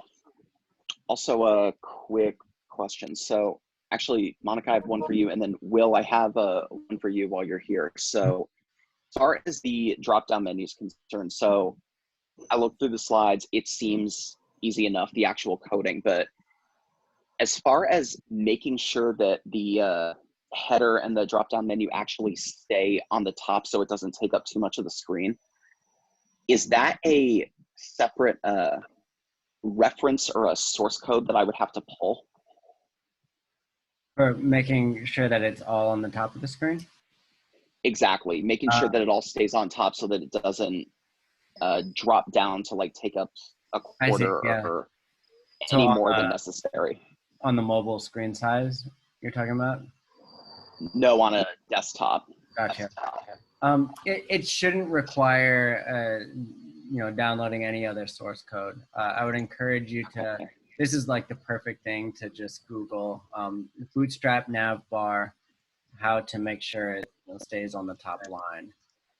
Okay. And then, like I said, the best site is Stack Overflow. Those answers are most sort of built for people like you who are, trying to learn new aspects of coding, and they're usually written in ways that are more educational and don't assume a high level of technical knowledge. Gotcha. Okay. It sounds like you all are making good progress, though. I like that you all have sort of figured out your niches within the prototype development. Are there any major issues that you're having either with the coding itself or with the using Code Sandbox that I can help out with? I think we're okay. I mean, I think I'm okay. Do you guys have anything? I think we figured out the whole can't see the thing. It's just annoying, but we figured it out. But I don't think we've run into anything else. Yeah, I think our major question Zaid asked earlier about having the picture imported. But other than that, gotcha. For the most part, we're figuring it out. But we'll probably run into things later. Yeah. Well, one piece of advice I give that I just gave the Disconnect team is that if you are all working on the Code Sandbox at the same time, I'd say it's rather important that you use the chat feature instead of everyone clicking the link that I'm sure you all have bookmarked. Have someone log on, probably the Scrum Master, and then invite everyone via that chat feature. That way, if you all are making simultaneous changes, it doesn't break the system. I don't think it would lead to anything disastrous, but it might lead to similar to what you all had an issue with last week, where it was showing up on some people's screens, but not other people's screens. And then think about if there's anything that you want me to go over similar to what I did over the last hour that might be helpful specific to your project. So it's something related to videos maybe, which would be particularly relevant for your team. I'd be happy to do that. Okay, I'll be back. We're basically going to be in these team formats for the rest of the lecture. So if you Just all, a quick question. Yeah. Do you know of any where I can find some sample coding that maybe we could attach to the videos for captioning? Because I know Google has auto captioning. Do you know if there's a code template for that? I don't. I'm gonna make a note to look into it. I think though your best bet is probably just to use whatever, for instance, YouTube's got, as opposed to trying to create captioning on your own. Unless you want to make that a core feature of your prototype. If so, then I would probably think about what would be the interface that you would enable someone to type the captioning for their own video. You know what I'm saying? Okay. So either try to create what a feature of someone creating their own captioning would look like, or just steal from what YouTube already does. Okay. All right. Thank you. Thank you. Yeah, and I do think when you embed a YouTube video, the captioning features just already exists within the embedded video. Do you know how to embed a video? I think Samantha figured it out. I just click to share and then on the YouTube video, and Yeah. then it's like the code starts with like iframe, Mhm. and then I just like copy that into our code. Awesome. Yeah, that's cool that you discovered iframes. So those are very useful within the website, and I'm excited to see what they look like. All right, cool. I'll be back. Oh, and you all, I think you haven't gone on your break yet, right? Okay, so feel free to take your 15 minutes now, or if you want to finish the discussion, take it after you finish that.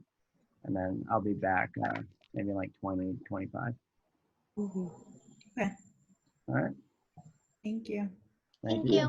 Thank you.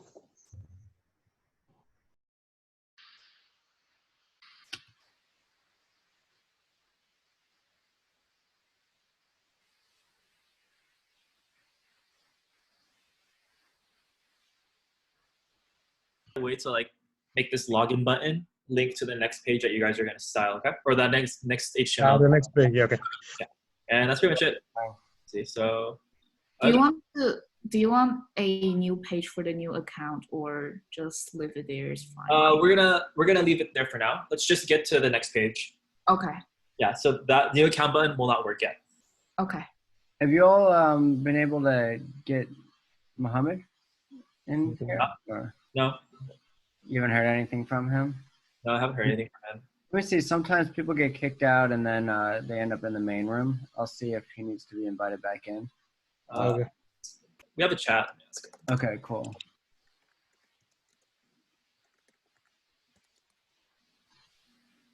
All right, sounds good. Okay, yeah. But we're just You all. about like the next deliverables and stuff. Okay.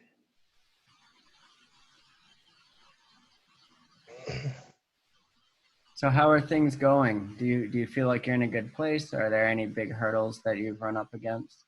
Actually, no, we're making traction. Google really helps a lot, honestly. Mm-hmm. So yeah, we actually have our first page right here. We're just discussing on, because we have an image right here, but we just decided on which one we wanted to use. So we're going to use this blue one right here as kind of like a header. Mm-hmm. Goes up top, and then that'll just kind of carry over throughout the rest of the platform, all the other pages. So Very that's cool. and then we have our style CSS right here and stuff like that. And then, because the next thing we're going to do is this part of the wireframe. These this is kind of the home page. Mm-hmm. So once we get the HTML in there, then we can do the style, and then we'll probably do a Java to kind of make it like link to the button to give it that kind of that feel of when you like press the button and stuff like that. That'll probably be the next deliverables upcoming to Thursday. And then after that is when we could actually get to the, with all that practice, we can start getting to this part, which is the one we wanted to focus on, the calendar. So that's going to be the main bulk of this work. It's going to be this calendar right here. And I think the calendar, I'm pretty sure Bootstrap has a calendar feature. Really cool. But I would encourage you to definitely not try to create that on your own. Definitely try to find a library that is built for calendar scheduling, because I know things exist. You just got to find the right one. Okay. I'll put that in the Scrum docs too.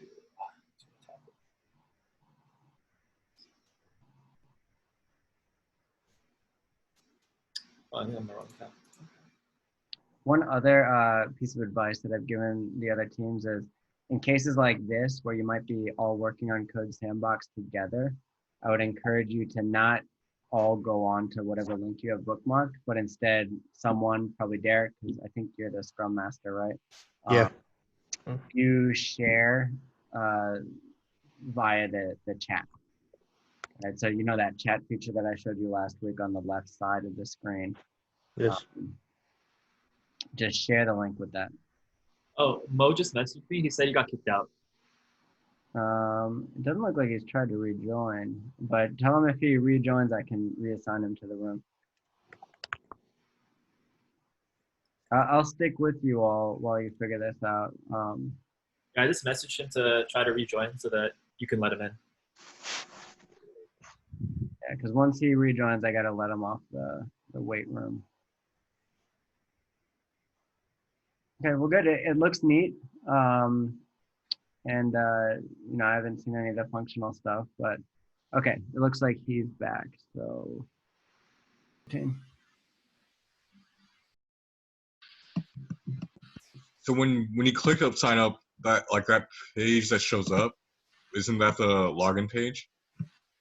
Yeah, but it goes to the login page and it looks completely different. And then on my screen it says module not found error. Oh, so I don't yeah. know if I linked it wrong or. Oh, well, yeah. I'm gonna ask him right now to see if. Oh, Professor. Yes. So we have this module not found error on our code sandbox that we don't know how to get rid of. Okay. Could you share your screen, or anyone share their screen? I can share my screen. Mm-hmm. One other thing I'd encourage you to do, I just gave this advice to the other 3 teams as well, is when you're working together at the same time, like in this case, rather than everyone going to whatever link they have bookmarked, use that chat feature on the left side of the screen that I showed you last lecture. Right, so just whoever the Scrum Master is, get on there and then invite everyone by that, because when everyone's working on it at the same time, sometimes it can get confused as to which edits are the right ones. Okay, that's fine. Can you see my screen? Yes. Okay, so I created the login page, and this is what essentially it's going to look like without the logo. But then this is like the sign up here. First of all, this is like, it won't go away, this little greater than sign. And like another main question, this is probably like a dumb question, but how do you get this like actual sign up page to like link to this? So when I click on it, it gives me this, and then it goes to a like module not found error. Well, myhealth.com probably doesn't exist. Yeah, okay, so I didn't know how to set that up. So let's go to the code.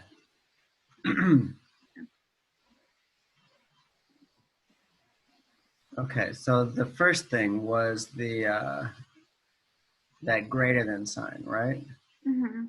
And so what was that? What text was that next to? I want to say right here.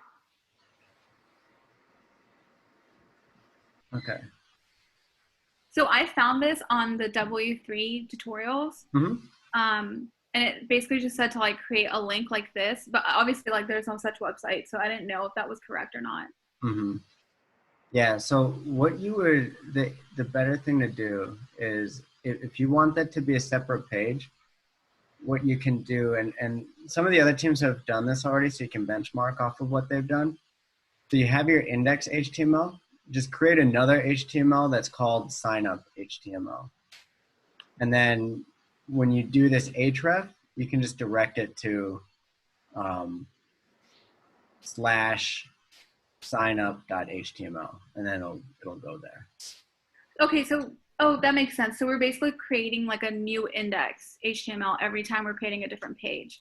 Exactly. Okay, that makes so much more sense, because I was confused, because I was like, how do you have like the profile and everything on one like thing? Okay, that makes sense. And then another question that I have is like, obviously we're trying to create like a social media base, so we want to include like pictures and profiles and stuff.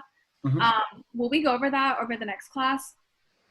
Like, are you going to go over that? I can go over anything that you'd like. So what specifically would you like me to focus on?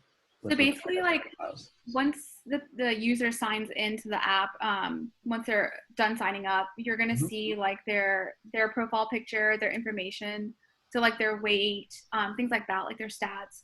And then they'll also have an option to click on their friends to see who their friends are, or connections. Like basically being able to maneuver around like a social media website. So like being able to add people and things like that. Yeah, I think we can go over that, and that would fit well with what we're going to be talking about, which is more back end. How do you interface with the database and data in general? Okay. Okay, that sounds good. And you said you can just create a new index HTML. How do you do that? So if you on the files, okay, there's this new, this like paper thing on the right, yeah. So then you can create a new file and just call that like signup.html. Okay. And it's got to be, I think it has to be one word. Oh, I see. Yeah, it cannot have white space. And so then when you reference, you just refer to that signup.html, and then. So do I copy and paste all this to this? Yeah, that's one way to do it. Okay. Or you could just type it from scratch, really, whatever you find most comfortable, right? If you type from scratch, you have that intimidating blank space to work with. But if you copy and paste, then you have to worry about cutting out things that aren't necessary. Okay. And then the href, I believe, and again, this is kind of more of a code sandbox thing, because if you were making a site in real life, you would just href to the actual site. But I believe that you would do /signup.html would be your href. So this way? You have to put anything with href, you have to put in quotes. Just like with anything with class and all that. And sometimes that's easy to forget. As you saw, even with my demos, I would forget to put things in quotes. Okay, wait, so does this all need to be one word? Well, so where you're typing right now is the actual text that shows up. Oh. You're not in the href. Okay, I'll just take this out.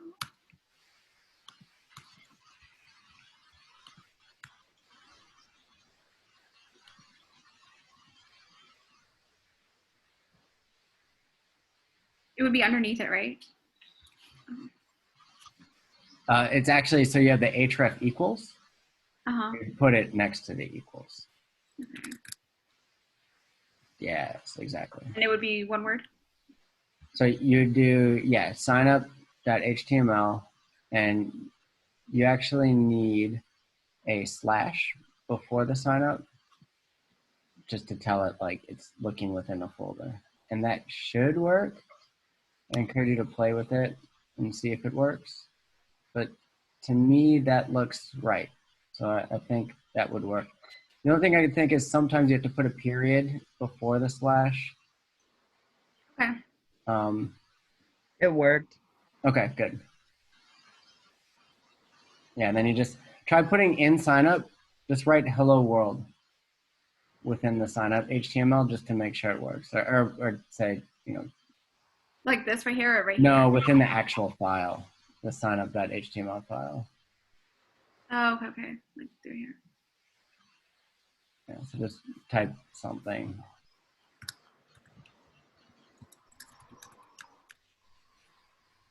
And then save both those files and then see what happens when you click the link.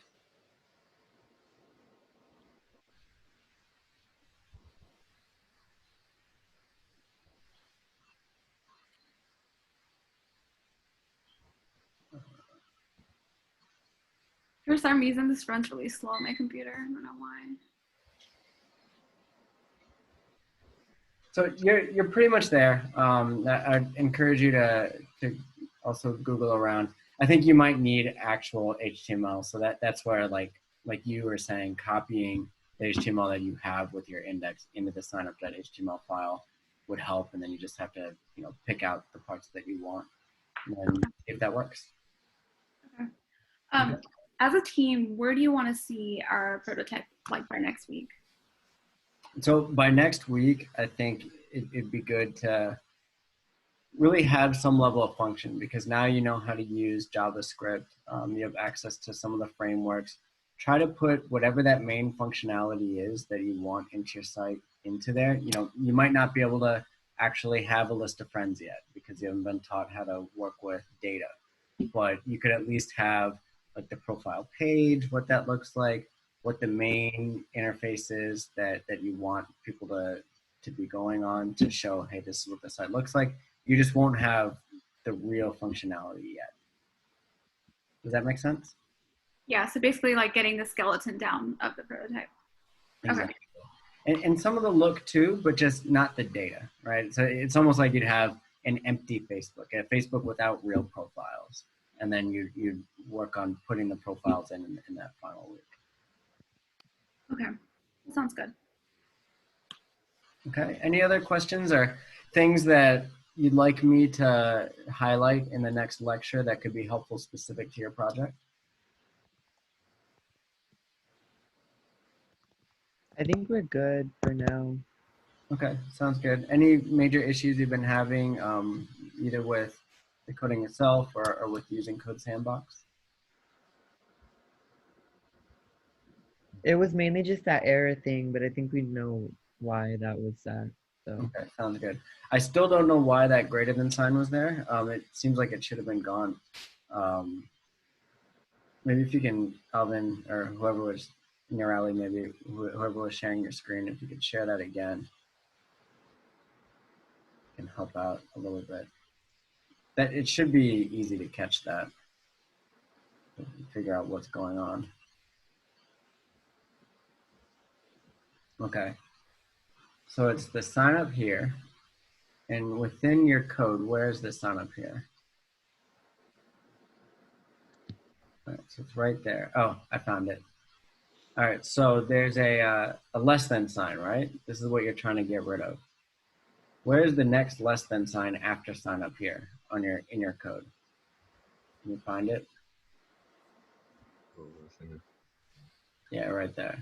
Sorry, the train just went by. I did not hear a word you said. What was that? I'm sorry. So I think whoever is moving the cursor, was that you, Kevin?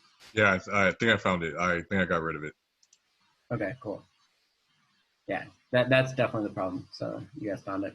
So I'm gonna go check out the other teams, and I'll be back in maybe 10 minutes, 15 minutes. Sounds good. Thank you. Because if we do one big one, we won't know what's wrong. That's also true. How are you all doing? Not great. Yeah, not great. We tried to make a new index to copy and paste what we had to see if it would work, but it is not. It's just not reverting to the. When you got rid of Bootstrap, did it fix it? No. Okay, so at least we know it's not the Bootstrap. That's the problem. I deleted like a portion that I was trying to do for pop-up for Java, and it wasn't working. So I deleted that to see maybe it had something to do. But so do you reference the CSS anywhere in this file?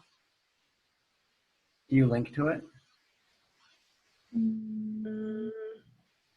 I don't think so. Because to me, it looks like HTML that doesn't know how to find its CSS. So then what do we do? So what do your other files, how do they talk with the CSS? Let's go to one of the files for the pages that works. Oh, it has the style sheet. Okay, hold up. Let me put that in. It's back. All right. The stress. Let me see. Oh my goodness. Oh, I don't see it on my end. Oh, there we go. Oh my God. I was so stressed. Relief. We were talking about starting over. So the beauty of coding is that you're building something real and you can do it from your home, and that's pretty cool. The ugliness about coding is the amount of stress that can be created from one line of code. So yep. Yeah. I have a question. Do we have to have this done by next Monday? No, you have to have it done in 2 weeks. Okay, like a full functioning site for users? So full functioning, it needs to be a prototype that you can demonstrate. And if someone were to watch it, they could say, oh, this is really cool. I'm also going to require that this coming week that you actually user test with people. Now, obviously what you have is not going to be super testable, but I just want you to put in front of people outside the team so that they can give you ideas about things they like, things they don't like, and that'll help you focus. But in 2 weeks, it needs to be something that you'd be comfortable presenting to, someone who you might want to get money from, right? An investor. You might be able to at least be able to show them, hey, this is a prototype, and you can see how it's supposed to work through this prototype, right? But it's not something that you would like have someone pay you for yet. Okay. Okay. And like I said at the very beginning, you can fake data. Right? So it doesn't need to be like, let's see, in your case, we're talking about like a social network, right? So it doesn't have to be that there are real users on there, but you could create like what these users would look like, what their profiles would look like, and how their interactions would happen. Does that make sense? Does that answer the question? Mm-hmm. And I think you've made some really good progress on formatting. I like that you've got a lot of different pages. I think that's all good stuff. I think probably the main focus over the next week will be what are some of those cool features that you want to focus on that you think could be of great value, and then how do you want to implement them. Okay. And then I'd also encourage you to, once you think about what that'll be, ideally maybe you can think about what those top features are going to be in this meeting, or maybe you already know it, but if not, in the next day try to figure that out so you can let me know, and then I'll help you find frameworks that could be helpful for implementing those features. Okay. Okay, you don't have to, but if you want my help on that, just send me an email. Say, hey, we know we want to function, or we want to focus on chat. Can you guide us, direct us towards some useful chat add-ons? Mm-hmm. All right. Thank you. All right.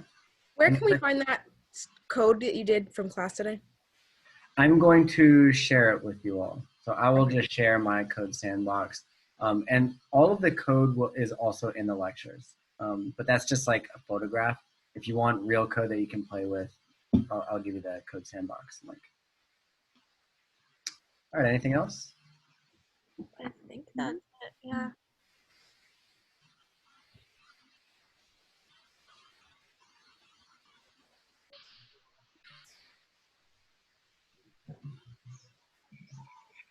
How are you all doing?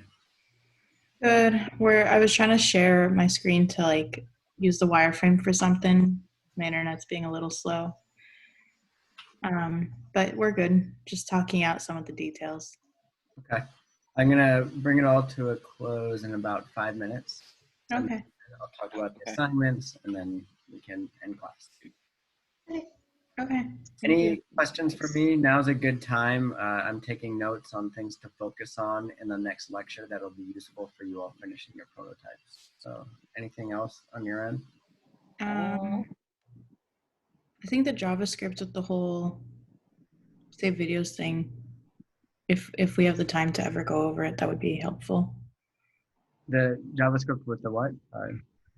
Well, Kelsey had the idea of like if a user had watched some videos or looked at some doctor's pages, that they like have a section with like saved videos or recently viewed videos kind of thing. So maybe with like JavaScript that it would be able to kind of save everything, like basically their history. Yeah, actually, I was not going to get into cookies at all, but I could teach a little bit about how you would track your own cookies. At the very least, you can just create what those recently viewed videos section would look like. Does it go on the right or the bottom, or is it its own separate page? But I could get into a little bit about how you would use cookies to do that. Okay. All right. Anything else? All right, good. So we're closing up. I think you all are in a pretty good place. Just please use email with me if you've got any questions. Also use Google. I know it looks like we're actually missing an entire team, but I think they somehow dropped out of the entire Zoom. I'll reach out to them separately. But yeah, please reach out to me with any questions or concerns that you have related to coding. Usually the usually the fixes are pretty simple. And if you just let me know, hey, there's this weird thing going on, can you take a look? I'd be happy to check it out. I might not give you the answer, but at least I'll try to get you going on the right path. And then I'd also like you to think about what are some of the core features that you're going to want to focus on implementing into your prototype. Remember that they're due in 2 weeks. That's when you're going to be presenting fully fledged prototypes to the class. So think about what those features are that you're going to want to implement. I can make sure that I teach a little bit about them next week. I can also help you find the right frameworks to help you implement those features. For this week, the assignments are to finish up a little bit more of JavaScript. Do lessons 5 through 8. Lesson 4 is not quite as relevant for what you all are doing. So just 5 through 8, that'll teach you a little bit more about how you use JavaScript to impact how different objects or elements within your web page actually are experienced by the user. And then this is also very important. I want you to user test with 5 different users. And I'll send out after class a template for you all to use for user testing. But your site doesn't have to be in very good working order, but I just want you to put in front of some fresh faces. So if each of you shows it to 1 or 2 people and then takes notes on what are some of the features that seem to resonate with them, what are some of the ones that don't, and then use that to guide your process as you move forward. Remember, with agile development, it's all about knowing what the customer wants and giving that to them. So I want you to use user testing in order to do that. Does anyone have any questions about that? Okay, well, class is pretty much over. So that's it. Let me know, send me emails if you have any questions. I'm pretty happy with where you all are at. Obviously, this isn't very easy to learn how to code on the spot, but I think you all have adjusted and are doing pretty well with it. So keep it up. Let me know if you have any questions as you progress with your prototype.